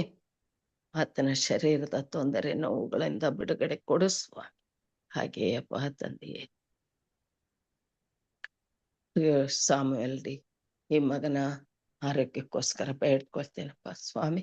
ಆ ಮಗನಿಗೆ ಈಗಾಗಲೇ ಜೀವಿತದ ಒಂದು ಹೊಸ ಬೆಳಕನ್ನ ಕೊಟ್ಟಿದ್ದೆ, ಅದನ್ನ ಆತನ ಉಪಯೋಗ ಪಡಿಸಿಕೊಳ್ಳುವ ಅವಕಾಶ ಕೊಟ್ಟು ನಡೆಸು ಸ್ವಾಮಿ. ತಂದೆಯಾದ ದೇವರೇ, ಆ ಮಗನನ್ನ ನೀನು ನಿನ್ನ ರೆಕ್ಕೆ ಮರೆಯಲ್ಲಿಟ್ಟು ಕಾಪಾಡಿ ನಿನ್ನ ವಾಕ್ಯದ ಬೆಳಕಿನಲ್ಲಿ ನಡೆಸಿ ಸ್ವಾಮಿ, ಇತರರಿಗೆ ಬೆಳಕಾಗಿ ಜೀವಿಸ್ಲಿಕ್ಕಾಗುವಂತೆ ಆ ಮಗನ ಜೀವಿತವನ್ನ ನೀನು ಉಜ್ವಲಗೊಳಿಸು. ಇರುವಂತ ಕಷ್ಟ, ನೋವು, ಸಂಕಟಗಳಿಂದ ಬಿಡುಗಡೆ ಕೊಡು ಸ್ವಾಮಿ. ಹಾಗೂ ಸ್ವಾಮಿ ಸಹೋದರ ಸಿದ್ದರಾಜ್ ಅವರ ಆರೋಗ್ಯಕ್ಕೋಸ್ಕರವಾಗಿ ಬೇಡ್ಕೊಳ್ತೇನಪ್ಪ. ಆ ಮಗನ ಕಷ್ಟಗಳು ಸ್ವಾಮಿ ನೀನೇ ಬಲ್ಲಾತನಾಗಿದ್ದಿ. ನೀನೇ ಆ ಮಗನ ಜೀವಿತದ ನಾಯಕನಾಗಿದ್ದು ಸ್ವಾಮಿ, ಆ ಮಗನನ್ನ ನೀನು ಸಂತೈಸಿ ನಡೆಸಿ ಕಾಪಾಡ. ಹಾಗೆಯೇ ಸವಿತಾ ಕುಷ್ಟಗಿ ಈ ಮಗಳ ಒಂದು ಕಷ್ಟಗಳು ಸ್ವಾಮಿ ನಿನ್ನ ಸನ್ನಿಧಿಯಲ್ಲಿವೆ ಸ್ವಾಮಿ ಈಗಾಗಲೇ. ಮತ್ತು ಅವರ ಕುಟುಂಬದವರ ಸಮಸ್ಯೆಯನ್ನು ಕೂಡ ನೀನು ಬಲ್ಲಾತನಾಗಿದ್ದೀಯಲ್ಲಪ್ಪ. ನೀನೇ ಆ ಮಕ್ಕಳನ್ನ ನಡೆಸಿ ಕಾಪಾಡು ಸ್ವಾಮಿ. ತಂದೆಯಾದ ದೇವರೇ, ಕಷ್ಟದಲ್ಲಿದ್ದ ಈ ಮನುಷ್ಯನು ಮೊರೆ ಇಡಲು ಯೆಹೋವನು ಕೇಳಿ ಎಲ್ಲ ಬಾಧೆಗಳಿಂದ ಬಿಡಿಸಿದನು ಎಂಬ ಒಂದು ನಂಬಿಕೆ ಈ ಮಕ್ಕಳಲ್ಲಿ ಹುಟ್ಟುವ ಹಾಗೆ ನಿನ್ನ ಕೃಪೆ ತೋರಿಸಪ್ಪ ಸ್ವಾಮಿ. ಹಾಗೂ ತಂದೆಯೇ, ಸಹೋದರಿ ಶೈಲಾ ಬೆಂಜಮಿನ್ ಅವರ ಮೊಮ್ಮಗನ ಆರೋಗ್ಯಕ್ಕೋಸ್ಕರ ಬೇಡ್ಕೊಳ್ತೇನಪ್ಪ ಸ್ವಾಮಿ. ಆ ಮಗನು ಸ್ವಾಮಿ ತನ್ನ ಹುಟ್ಟುಹಬ್ಬವನ್ನ ಆಚರಿಸಿಕೊಳ್ಳುವ ಅವಕಾಶ ಕೊಟ್ಟೆ. ಈಗ ಆ ಮಗನು ಸಂಪೂರ್ಣ ಆರೋಗ್ಯವಂತನಾಗಿ ಸ್ವಾಮಿ ನಿನ್ನ ಸನ್ನಿಧಿಯ ಮಗನಾಗಿ ಬೆಳೆಯಲಿಕ್ಕೆ ನೀನು ಅವಕಾಶ ನೀಡಿ ಆ ಕುಟುಂಬವನ್ನ ನೀನು ಸಂತೈಸಿ ನಡೆಸಿ ಕಾಪಾಡಬೇಕಾಗಿ ಬೇಡ್ಕೊಳ್ತೇನಪ್ಪ ಸ್ವಾಮಿ. ಹಾಗೆ ಸಹೋದರ KP ರವಿ ಬಳ್ಳಾರಿ ಮಗನ ಒಂದು ವ್ಯವಹಾರಗಳಲ್ಲಿ ಸ್ವಾಮಿ ಮತ್ತು ಅವನ ಕೌಟುಂಬಿಕ ಜೀವಿತದಲ್ಲಿ ನೀನು ಅವನ ಜೊತೆಗಾರನಾಗಿದ್ದು ಕೈ ಹಿಡಿದು ನಡೆಸಬೇಕಪ್ಪ ಸ್ವಾಮಿ. ಮಾರ್ಗದರ್ಶನ ನೀಡಬೇಕು ಸ್ವಾಮಿ. ಹಾಗೂ ಆ ಮಗನ ಸಮಸ್ಯೆಗಳಿಂದ ಬಿಡುಗಡೆ ಕೊಡಬೇಕು ಸ್ವಾಮಿ. ತಂದೆಯಾದ ದೇವರ ಆ ಮಗನ ಕೋರಿಕೆಗಳು ಈಗಾಗಲೇ ನಿನ್ನ ಸನ್ನಿಧಿಯಲ್ಲಿ ಸ್ವಾಮಿ. ತಂದೆಯಾದ ದೇವರೇ, ಆ ಮಗನ ಆಶೆ ಆಕಾಂಕ್ಷೆಗಳನ್ನ ಸ್ವಾಮಿ ನಿನ್ನ ಚಿತ್ತದಂತೆ ನಿನ್ನ ಆಲೋಚನೆಯಂತೆ ನಡೆಸಪ್ಪ ಸ್ವಾಮಿ. ತಂದೆ ಅದೇ ರೀತಿಯಲ್ಲಿ ಬಳ್ಳಾರಿ ಸಭೆ ಮತ್ತು ಮೈಸೂರು ಸಭೆಯ ರಿಪೇರಿಗೋಸ್ಕರವಾಗಿ ಬೇಡಿಕೊಳ್ತೇನೆ. ಈ ಕಟ್ಟಡಗಳು ಸ್ವಾಮಿ ಸಂಪೂರ್ಣವಾಗಿ ಅವು ಶುದ್ಧಗೊಂಡು ಅಪ್ಪ ಆ ಪರಿಶುದ್ಧ ಆಲಯದಲ್ಲಿ ಪರಿಶುದ್ಧ ಮನಸ್ಸಿನಿಂದ ನಿನ್ನ ಭಕ್ತಾದಿಗಳು ಕೂಡಿ ನಿನ್ನನ್ನು ಆರಾಧಿಸುವಂತ ಕೃಪೆ ಮಾಡಿ ನಡೆಸಿ ಕಾಪಾಡಪ್ಪ ಸ್ವಾಮಿ. ಹಾಗೂ ತಂದೆ, ಇನ್ನು ಅನೇಕರು ಸ್ವಾಮಿ ಕಾಯಿಲೆ ಕಷ್ಟಗಳಲ್ಲಿ ನರಳ್ತಾ ಇದ್ದಾರಪ್ಪ ಸ್ವಾಮಿ. ಅವರನ್ನ ನಿನ್ನ ಕೃಪೆಯುಳ್ಳ ಹಸ್ತಕ್ಕೆ ಒಪ್ಪಿಸ್ಕೊಡ್ತೇನೆ ತಂದೆಯಾದ ದೇವರೇ. ಸಹೋದರಿ ರೆಬೆಕ್ಕಾ ಈ ಮಗಳ ಕಷ್ಟವನ್ನ ನೀವು ಆರಿಸಪ್ಪ ಸ್ವಾಮಿ. ತಂದೆಯಾದ ದೇವರೇ, ಆ ಮಗಳು ನಿನ್ನ ಭಕ್ತರಾಗಿರುವಾಗ ತಂದೆಯೇ, ನಿನ್ನ ಭಕ್ತರನ್ನ ನೀನು ಕೈ ಬಿಡುವವನಲ್ಲ ಸ್ವಾಮಿ. ಅವರಿಗೆ ಬೇಕಾದಂತ ಆರೋಗ್ಯ ಭಾಗ್ಯವನ್ನ ಕೊಟ್ಟು ನಡೆಸಿ ಸ್ವಾಮಿ, ನಿನ್ನ ಸಾಕ್ಷಿಯ ಮಗಳಾಗಿ ಜೀವಿಸುವಂತ ಕೃಪೆ ನೀಡಬೇಕಾಗಿ ನಿನ್ನಲ್ಲಿ ಮೊರೆ ಇಡ್ತೇನಪ್ಪ ತಂದೆಯೇ. ಅಪ್ಪ ಸ್ವಾಮಿ, ಇನ್ನು ಅನೇಕ ಬೇಡಿಕೆಗಳು ನಿನ್ನ ಸನ್ನಿಧಿಯಲ್ಲಿವೆ ಸ್ವಾಮಿ. ಎಲ್ಲ ಬೇಡಿಕೆಗಳನ್ನ ಮತ್ತು ಇಲ್ಲಿ ಕೂಡಿ ಬಂದಂತ ಪ್ರತಿ ಒಬ್ಬೊಬ್ಬ ನಿನ್ನ ಮುದ್ದು ಮಕ್ಕಳ ಸಮಸ್ಯೆಗಳನ್ನ ಈಡೇರಿಸಿ ಸ್ವಾಮಿ. ಶಾಂತಿ ನೆಮ್ಮದಿಯನ್ನ ಕೊಟ್ಟು ಈ ಸಂಜೆ ವೇಳೆಯಲ್ಲಿ ಮತ್ತೊಮ್ಮೆ ನಿನ್ನ ಸನ್ನಿಧಿಗೆ ಬಂದು ನಿನ್ನನ್ನು ಆರಾಧಿಸುವ ಕೃಪೆ ಮಾಡಿ ನಡೆಸಿ ಕಾಯುತ್ತಾ ಬರಬೇಕಾಗಿ ಯೇಸು ಕ್ರಿಸ್ತನ ಮುದ್ದಾದ ನಾಮದಲ್ಲಿ ಅತ್ಯಂತ ನಮ್ರತೆಯಿಂದ ಬೇಡ್ತೇನಪ್ಪ ತಂದೆಯೇ. ಆಮೆನ್. ಆಮೇಲೆ ಮಹೋನ್ನತನಾದ ಸ್ವಾಮಿ, ಪರಾತ್ಪರನಾದ ತಂದೆಯೇ, ನಿನ್ನ ಪ್ರೀತಿ, ಕೃಪೆ, ದಯೆ, ಕರುಣೆಗಳಿಗಾಗಿ ಕೊಂಡಾಟಗಳನ್ನ ಸಲ್ಲಿಸ್ತೇವೆ. ಮುಂಜಾನೆ ವೇಳೆ ಎದ್ದು ಹಸ್ತರಸ್ಥರಾಗಿ ನಿನ್ನ ಮಕ್ಕಳಾದ ನಾವು ನೇರವಾಗಿ ನಿನ್ನ ಪಾದ ಸನ್ನಿಧಾನಕ್ಕೆ ಬಂದು ನಿನ್ನ ವಾಕ್ಯದ ಬಳಿಯಲ್ಲಿ ಸ್ವಾಮಿ ಕುಳಿತು ನಿನ್ನ ಪರಲೋಕದ ಸಂದೇಶಗಳನ್ನ ಲಾಲಿಸುವಂತೆಯೂ ಆತ್ಮಿಕ ಬಲ ಹೊಂದುವಂತೆಯೂ ಪರಲೋಕದ ಶಕ್ತಿಯಿಂದ ಸುಕ್ಷೇಮಗಳನ್ನ ಪಡೆದವರಾಗಿ ಪ್ರತಿದಿನ ಲವಲವಿಕೆಯಿಂದ ಜೀವಿಸಲಿಕ್ಕಾಗುವಂತೆಯೂ ನಿನಗೆ ಮಹಿಮೆಯನ್ನ ತರಲು ನಿನ್ನ ರಾಜ್ಯಕ್ಕಾಗಿ ಜೀವಿಸಲು ದಿನನಿತ್ಯದ ಬಲವನ್ನು ಹೊಂದಿಕೊಳ್ಳಿಕ್ಕಾಗುವಂತೆಯೂ ಕೃಪೆ ತೋರಿದೆಯಪ್ಪ. ಇದಕ್ಕಾಗಿ ಸ್ತೋತ್ರ. ಕೂಡಿ ಬಂದಿರುವಂತಹ ನಿನ್ನ ಮಂದಿಯನ್ನು ಆಶೀರ್ವದಿಸು. ಪ್ರತಿಯೊಂದು ಕುಟುಂಬ ಮಕ್ಕಳನ್ನು ಆಶೀರ್ವದಿಸು ಸ್ವಾಮಿ. ವಿಶೇಷವಾಗಿ ಕರ್ತನೆ, ಈ ಕೂಟದಲ್ಲಿ ಹಿಂದಿನ ಪಾಠವನ್ನ ಮನ್ನವನ್ನ ತಂದಂತ ಮಗಳನ್ನ ಆಶೀರ್ವದಿಸು. ಆ ಮಗಳಿಗೆ ಆರೋಗ್ಯ ಕೊಡು, ಬಲ ಕೊಡು. ಇನ್ನು ಹೆಚ್ಚಿನ ಆತ್ಮನ ಬಲದಿಂದ ತುಂಬಿಸಿ ನಿನ್ನ ಘನವುಳ್ಳ ಸೇವೆಯಲ್ಲಿ ಉಪಯೋಗಿಸುವ ಸ್ವಾಮಿ. ಪ್ರಾರ್ಥನೆ ವಿಜ್ಞಾಪನೆಗಳನ್ನ ಲಾಲಿಸುವಂತವನು, ಬಿಡುಗಡೆ ಮಾಡುವಂತವನು, ಸತ್ಯನ ನೀಡುವಂತವನು, ಕರ್ತನೆ ಸದುತ್ತರವನ್ನು ಕೊಟ್ಟು ನಾನಿದ್ದೇನೆ ಎಂಬುದಾಗಿ ಪ್ರತಿಯೊಬ್ಬರ ಜೀವಿತದಲ್ಲಿ ಸ್ವಾಮಿ ನಿನ್ನ ಪ್ರಸನ್ನತೆಯನ್ನ ದಿನನಿತ್ಯವೂ ಅನುಗ್ರಹಿಸುವಂತ ದೇವರು ನೀನಾಗಿದೆ. ಇದಕ್ಕಾಗಿ ಸ್ತೋತ್ರ. ಈಗ ಸ್ವಾಮಿ, ಈ ಪ್ರಾರ್ಥನೆಗಳನ್ನ ನಿನ್ನ ಮುಂದೆ ಇಡುವಂತವರಾಗಿದ್ದೇವೆ. ಅನೇಕರ ಪ್ರಾರ್ಥನೆಗಳು ಈಗಾಗಲೇ ನಿನಗೆ ಮುಟ್ಟಿದೆ ಸ್ವಾಮಿ. ವಿಶೇಷವಾಗಿ ಸ್ವಾಮಿ ಮರಿಯಪ್ಪನವರ ಆರೋಗ್ಯಕ್ಕಾಗಿ ಪ್ರಾರ್ಥಿಸ್ತೇವೆ ಸ್ವಾಮಿ. ಅವ್ರಿಗೆ ಆಕ್ಸಿಡೆಂಟ್ ಆಗಿದೆ, ಅನಾಹುತದಲ್ಲಿದ್ದಾರೆ ಸ್ವಾಮಿ. ನೀನು ಅವ್ರನ್ನ ಮುಟ್ಟು ಗುಣಪಡಿಸು. ಅವರಿಗೆ ಹಣಕಾಸಿನ ಸಹಾಯಗಳು ಕೂಡ ಬೇಕಾಗಿದೆ. ನೀನು ಅವ್ರಿಗೆ ಸಹಾಯ ಸಿಗುವಂತೆ ಕಾರ್ಯ ಮಾಡು. ಅವ್ರು ಸಂಪೂರ್ಣರಾಗಿ ಗುಣ ಹೊಂದಿ ಆರೋಗ್ಯವಂತರಾಗುವಂತೆ ಸಹಾಯ ಮಾಡು. ಅವ್ರಿಗೆ ಬೇಕಾದ ಎಲ್ಲಾ ಸಹಾಯವನ್ನು ಒದಗಿಸಿಕೊಡು ಸ್ವಾಮಿ. ವಿಶೇಷವಾಗಿ ಫಿಲಿಪ್ಸ್ ಸುರ್ಗುಣ ಅವರ ಅನಾರೋಗ್ಯಕ್ಕೋಸ್ಕರ ಪ್ರಾರ್ಥಿಸಿ ಸ್ವಾಮಿ. ಅವರನ್ನು ಸಹ ನಿನ್ನ ಮುಟ್ಟಿ ಗುಣಪಡಿಸುತ್ತಾನೆ. ವಿಶೇಷವಾಗಿ ವಿಕ್ಟೋರಿಯಾ ಅವ್ರಿಗೋಸ್ಕರ ಮಗುಗೋಸ್ಕರ ಪ್ರಾರ್ಥಿಸ್ತೇವೆ ಸ್ವಾಮಿ. ಆ ಮಗಳನ್ನ ನೀನು ಮುಟ್ಟು 1 ವರ್ಷ 5 ತಿಂಗಳು ಮಗು ಸ್ವಾಮಿ. ಆ ಮಗುವಿಗೆ ನೀನು ಕೃಪೆ ತೋರು. ಯಾವ ಸಮಸ್ಯೆ ಇದೆ ಎಂಬುದನ್ನ ನೀನು ಬಲ್ಲಂತ ದೇವರಾಗಿದೆ. ಆ ಮಕ್ಕಳನ್ನ ನೀನು ಮುಟ್ಟಪ್ಪ. ಇಂಥ ಮಕ್ಕಳಿಗೆ ಇಂಥ ಪರಿಸ್ಥಿತಿಗಳಿರುವಾಗ ನಿನ್ನ ಹೊರತು ರಕ್ಷಕನಿಲ್ಲ ಸ್ವಾಮಿ. ನೀನು ಕೃಪೆ ತೋರು. ಅಂತ ಕಷ್ಟದಲ್ಲಿರುವಂತ ಆ ಮಗುವನ್ನು, ಆ ಮಗುವಿನ ತಂದೆ ತಾಯಿಗಳನ್ನು ನೀನು ಆಶ್ರಯಿಸು, ಬಲಪಡಿಸು, ಶಕ್ತಿಗೊಳಿಸು ಸ್ವಾಮಿ. ನೀನು ಈ ಸಮಯದಲ್ಲಿ ಅವರನ್ನು ವಿಮೋಚಿಸು, ಕೇಳಿನಿಂದ ತಪ್ಪಿಸು. ನಿನ್ನ ಪ್ರಸನ್ನತೆಯಿಂದ ಮಕ್ಕಳು ಹೊಸ ಜೀವಿತವನ್ನು ಕಂಡುಕೊಳ್ಳುವಂತೆ ಸಹಾಯ ಮಾಡಿ. ವಿಶೇಷವಾಗಿ ಸ್ವಾಮಿ ಹೆವೆನ್ಜಿಯಾ ಇರ್ತಕ್ಕಂಥ ಹಿರಿಯರಿಗೋಸ್ಕರ ಪ್ರಾರ್ಥಿಸು ಸ್ವಾಮಿ. 4 ವರ್ಷದ ಮಗು ಸ್ವಾಮಿ. ಆ ಮಗುವನ್ನು ಕೂಡ ನೀನು ಮುಟ್ಟು ಕರ್ತನೆ ಆಶೀರ್ವದಿಸು, ಆರೋಗ್ಯದಿಂದ ತುಂಬಿಸು. ನೆಲ್ಸನ್ ಸರ್ವೆ ಅವರ ಸಮಸ್ಯೆ ಬಲ್ಲಂತ ದೇವರಾಗಿದೆ ಸ್ವಾಮಿ. ಸರಿಯಾಗಿ ಮಾತನಾಡಲಿಕ್ಕೆ ಆಗ್ತಾ ಇಲ್ಲ. ಆ ಮಗುವನ್ನು ಸಹ ನೀನು ಮುಟ್ಟು, ಆ ಮಗುವಿನ ಬಾಯಿ ಬರುವಂತೆ ನಾಲಿಗೆ ಬರುವಂತೆ, ಮಗು ಮಾತಾಡುವಂತೆ, ಸ್ವಸ್ಥವಾಗಿ ಆರೋಗ್ಯದಿಂದ ನಿನ್ನನ್ನು ಕೊಂಡಾಡುವಂತೆ ಸಹಾಯ ಮಾಡು. ರಾಮದಾಸ್ ಅವರನ್ನವರ ಆ ಕಾಲಿನ ಕಾಯಕ್ಕಾಗಿ ಪ್ರಾರ್ಥಿಸ್ತೇವೆ ಸ್ವಾಮಿ, ನೀನು ಅವ್ರನ್ನ ವಾಸಿ ಮಾಡುತ್ತೇನೆ. ಜೆರೆಮಿಯ, ಶ್ರೀಲಂಕಾದವರು, ಅಷ್ಟು ಜೆರೆಮಿಯ ಅವರು, ಅವ್ರಿಗೋಸ್ಕರ ಪ್ರಾರ್ಥಿಸ್ತೇವೆ ಸ್ವಾಮಿ. ಅವರನ್ನು ಮುಟ್ಟು ಆಶೀರ್ವದಿಸು, ಆರೋಗ್ಯದಿಂದ ತುಂಬಿಸು, ನಿನ್ನ ಸೇವೆಯಲ್ಲಿ ಹೆಚ್ಚಾಗಿ ಅವರನ್ನ ಉಪಯೋಗಿಸುವ ಸ್ವಾಮಿ. ವಿಶೇಷವಾಗಿ ಕರ್ತನೆ, ಈ ಸಮಯದಲ್ಲಿ ಕರ್ತನೆ ನಮ್ಮ ಜೊತೆಲಿ ಇನ್ನೂ ಅನೇಕ ಪ್ರಾರ್ಥನೆ ವಿಜ್ಞಾಪನೆಗಳಿರುವಾಗ ಕರ್ತನೆ ರೆಬೆಕಾ, ಸಹೋದರಿ ರೆಬೆಕಾ ಅವರು ಚೆನ್ನೈನಲ್ಲಿದ್ದಾರೆ ಸ್ವಾಮಿ. ಬೋಧಕರ ಶ್ರೀಮತಿ ಅವರು ಕೂಡ ಕ್ಯಾನ್ಸರ್ ಲಾಸ್ಟ್ ಸ್ಟೇಜ್ ಅಲ್ಲಿ ಇದ್ದಾರೆ ಎಂಬುದಾಗಿ ಕೇಳ್ಕೊಟ್ಟಿದ್ದೇವೆ. ಆ ಮಗಳನ್ನು ಮುಟ್ಟು ಆ ಕೇಡಿನಿಂದ ತಪ್ಪಿಸುವ, ಆ ಮಗಳನ್ನು ಗುಣಪಡಿಸಬೇಕಂತಾನೆ. ವಿಶೇಷವಾಗಿ ಸ್ವಾಮಿ ಜಾನ್ ಡೇವಿಡ್ ಅವರ ಮಕ್ಕಳು ಸ್ಕಿನ್ ಅಲರ್ಜಿ ಆಗಿರುವಾಗ ಅವರಿಗೆ ನೀನು ಸಹಾಯ ಮಾಡಪ್ಪ. ಅವ್ರನ್ನ ಮುಟ್ಟು ಸ್ವಾಮಿ, ಸ್ವಸ್ಥಪಡಿಸುವ, ಆರೋಗ್ಯದಿಂದ ತುಂಬಿಸು, ಸುರಕ್ಷಿತ ದಯಪಾಲಿಸು ಸ್ವಾಮಿ. ಜಯರಾಮ ಶ್ರೀಲಂಕಾದಲ್ಲಿ ಸ್ವಾಮಿ, ಅವ್ರಿಗೋಸ್ಕರ ಪ್ರಾರ್ಥನೆ ಸ್ವಾಮಿ, ಅವರನ್ನು ವಾಸಿ ಮಾಡು. KV ಮುತ್ತಯ್ಯ ಹೊಸೂರಿಂದ ಅವರಿಗೋಸ್ಕರ ಪ್ರಾರ್ಥನೆ ಮಾಡು ಸ್ವಾಮಿ. ಸುಜಿತ್ ಕುಮಾರ್ ಸುನಾ ಅವರ ಮಗನಿಗಾಗಿ, ಆ ಮಗುಗಾಗಿ ಪ್ರಾರ್ಥನೆ ಮಾಡು ಸ್ವಾಮಿ. ವಿಶೇಷವಾಗಿ ಪೇರಂ ಪ್ರಸಾದ್ ಅವರು ಅವರಿಗಾಗಿ ಸ್ವಾಮಿ ಪ್ರಾರ್ಥಿಸ್ತೇವೆ. ಅವರನ್ನ ಮುಟ್ಟಪ್ಪ. ಕೆನೆತ್ ಜಾನ್ ಅವ್ರಿಗೋಸ್ಕರ ಪ್ರಾರ್ಥಿಸು ಸ್ವಾಮಿ, ಅವರನ್ನ ನೀನು ಮುಟ್ಟು ಸ್ವಾಮಿ.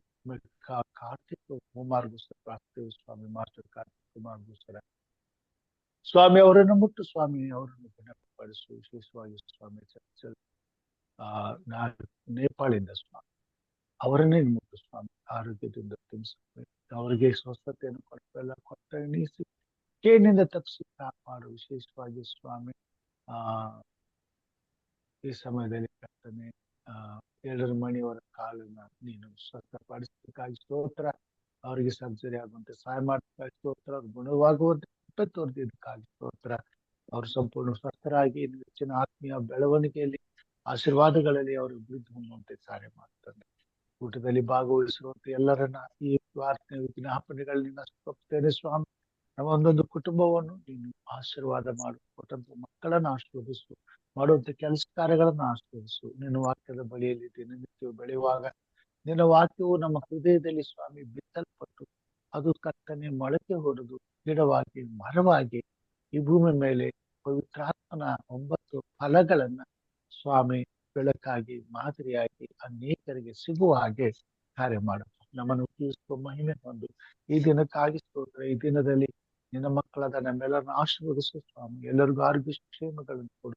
ಆಶೀರ್ವಾದದಾಯಕವಾಗಿ ಕಳೆದು ಮತ್ತೆ ಸಾಯಂಕಾಲ ಅಂತಾರಾಷ್ಟ್ರೀಯ ಕನ್ನಡ ಸಭಾ ಸಾಲ ಪಾಠಗಳಲ್ಲಿ ನಿನ್ನನ್ನು ಸ್ವಾಮಿ ಘನಪಡಿಸುವಂತೆ ಸಹಾಯ ಮಾಡು. ಇದು ಮಾಡಿದಂತೆ ಎಲ್ಲ ಮೇಲಿಗಾಗಿ ಕೋಟಿ ಕೋಟಿ ಸ್ತೋತ್ರ ಸಲ್ಲಿಸುತ್ತಾ ಯೇಸು ಸ್ವಾಮಿ ಹೆಸರಿನಲ್ಲಿ ತಾಳ್ಮೆಯಿಂದ ವಿನಯದಿಂದ ಬೇಡಿ ಹೊಂದಿದ್ದೇವೆ ನಮ್ಮ ತಂದೆ. ಆಮೇನ್. ಪರಲೋಕದ ಪ್ರಾರ್ಥನೆ ಮಾಡಿಕೊಳ್ಳೋಣ ಅಂತ ಆಶೀರ್ವಾದವನ್ನ ಪಾಸ್ಟ ಸಾಲಮನ್ ಕೊಡ್ಬೇಕೆಂದು ಕೇಳ್ಕೊಳ್ತೇನೆ. ಪರಲೋಕದಲ್ಲಿರುವ ನಮ್ಮ ತಂದೆಯೇ, ನಿನ್ನ ನಾಮವು ಪರಿಶುದ್ಧವೆಂದು ಎಣಿಸಲ್ಪಡಲಿ. ನಿನ್ನ ರಾಜ್ಯವು ಬರಲಿ. ನಿನ್ನ ಚಿತ್ತವು ಪರಲೋಕದಲ್ಲಿ ನೆರವೇರುವ ಪ್ರಕಾರ ಭೂಲೋಕದಲ್ಲಿಯೂ ನೆರವೇರಲಿ. ನಮ್ಮ ಅನುದಿನದ ಆಹಾರವನ್ನು ಇವತ್ತು ನಮಗೆ ದಯಪಾಲಿಸಿಕೊಡು. ನಮಗೆ ತಪ್ಪು ಮಾಡಿದವರನ್ನು ನಾವು ಕ್ಷಮಿಸದಂತೆ ನಮ್ಮ ತಪ್ಪುಗಳನ್ನ ಕ್ಷಮಿಸು. ನಮ್ಮನ್ನು ಶೋಧನೆಯೊಳಗೆ ಸೇರಿಸದೆ ಕೇಡಿನಿಂದ ತಪ್ಪಿಸು. ಯಾಕೆಂದರೆ ರಾಜ್ಯವು ಬಲವು ಮಹಿಮೆಯು ಸದಾಕಾಲ ನಿನ್ನದೇ ಸ್ವಾಮಿ. ಆಮೇನ್. ಕರ್ತನ ಆಶೀರ್ವಾದವನ್ನು ಹೊಂದಿಕೊಳ್ಳೋಣ. ಈಗ ನಮ್ಮ ಕರ್ತನಾದ ಯೇಸು ಕ್ರಿಸ್ತನ ಕೃಪೆಯು, ತಂದೆಯಾದ ದೇವರ ಪ್ರೀತಿಯು, ಪವಿತ್ರಾತ್ಮನ ಅನ್ಯೋನ್ಯತೆ, ಐಕ್ಯತೆ, ಶಾಂತಿ, ಸಮಾಧಾನವು ಯೇಸು ಮಾಧ್ಯಮದಲ್ಲಿ ಇಂದು ನಿನ್ನ ವಾಕ್ಯವನ್ನು ಕೇಳಲು ಬಂದಿರುವಂತ ಪ್ರತಿಯೊಬ್ಬ ನಿನ್ನ ಮಕ್ಕಳ ಮೇಲೆಯೂ ಇಂದು ವಾಕ್ಯವನ್ನು ಹಂಚಿಕೊಟ್ಟಂತ ನಿನ್ನ ಪ್ರಿಯ ಮಗಳಾದಂತ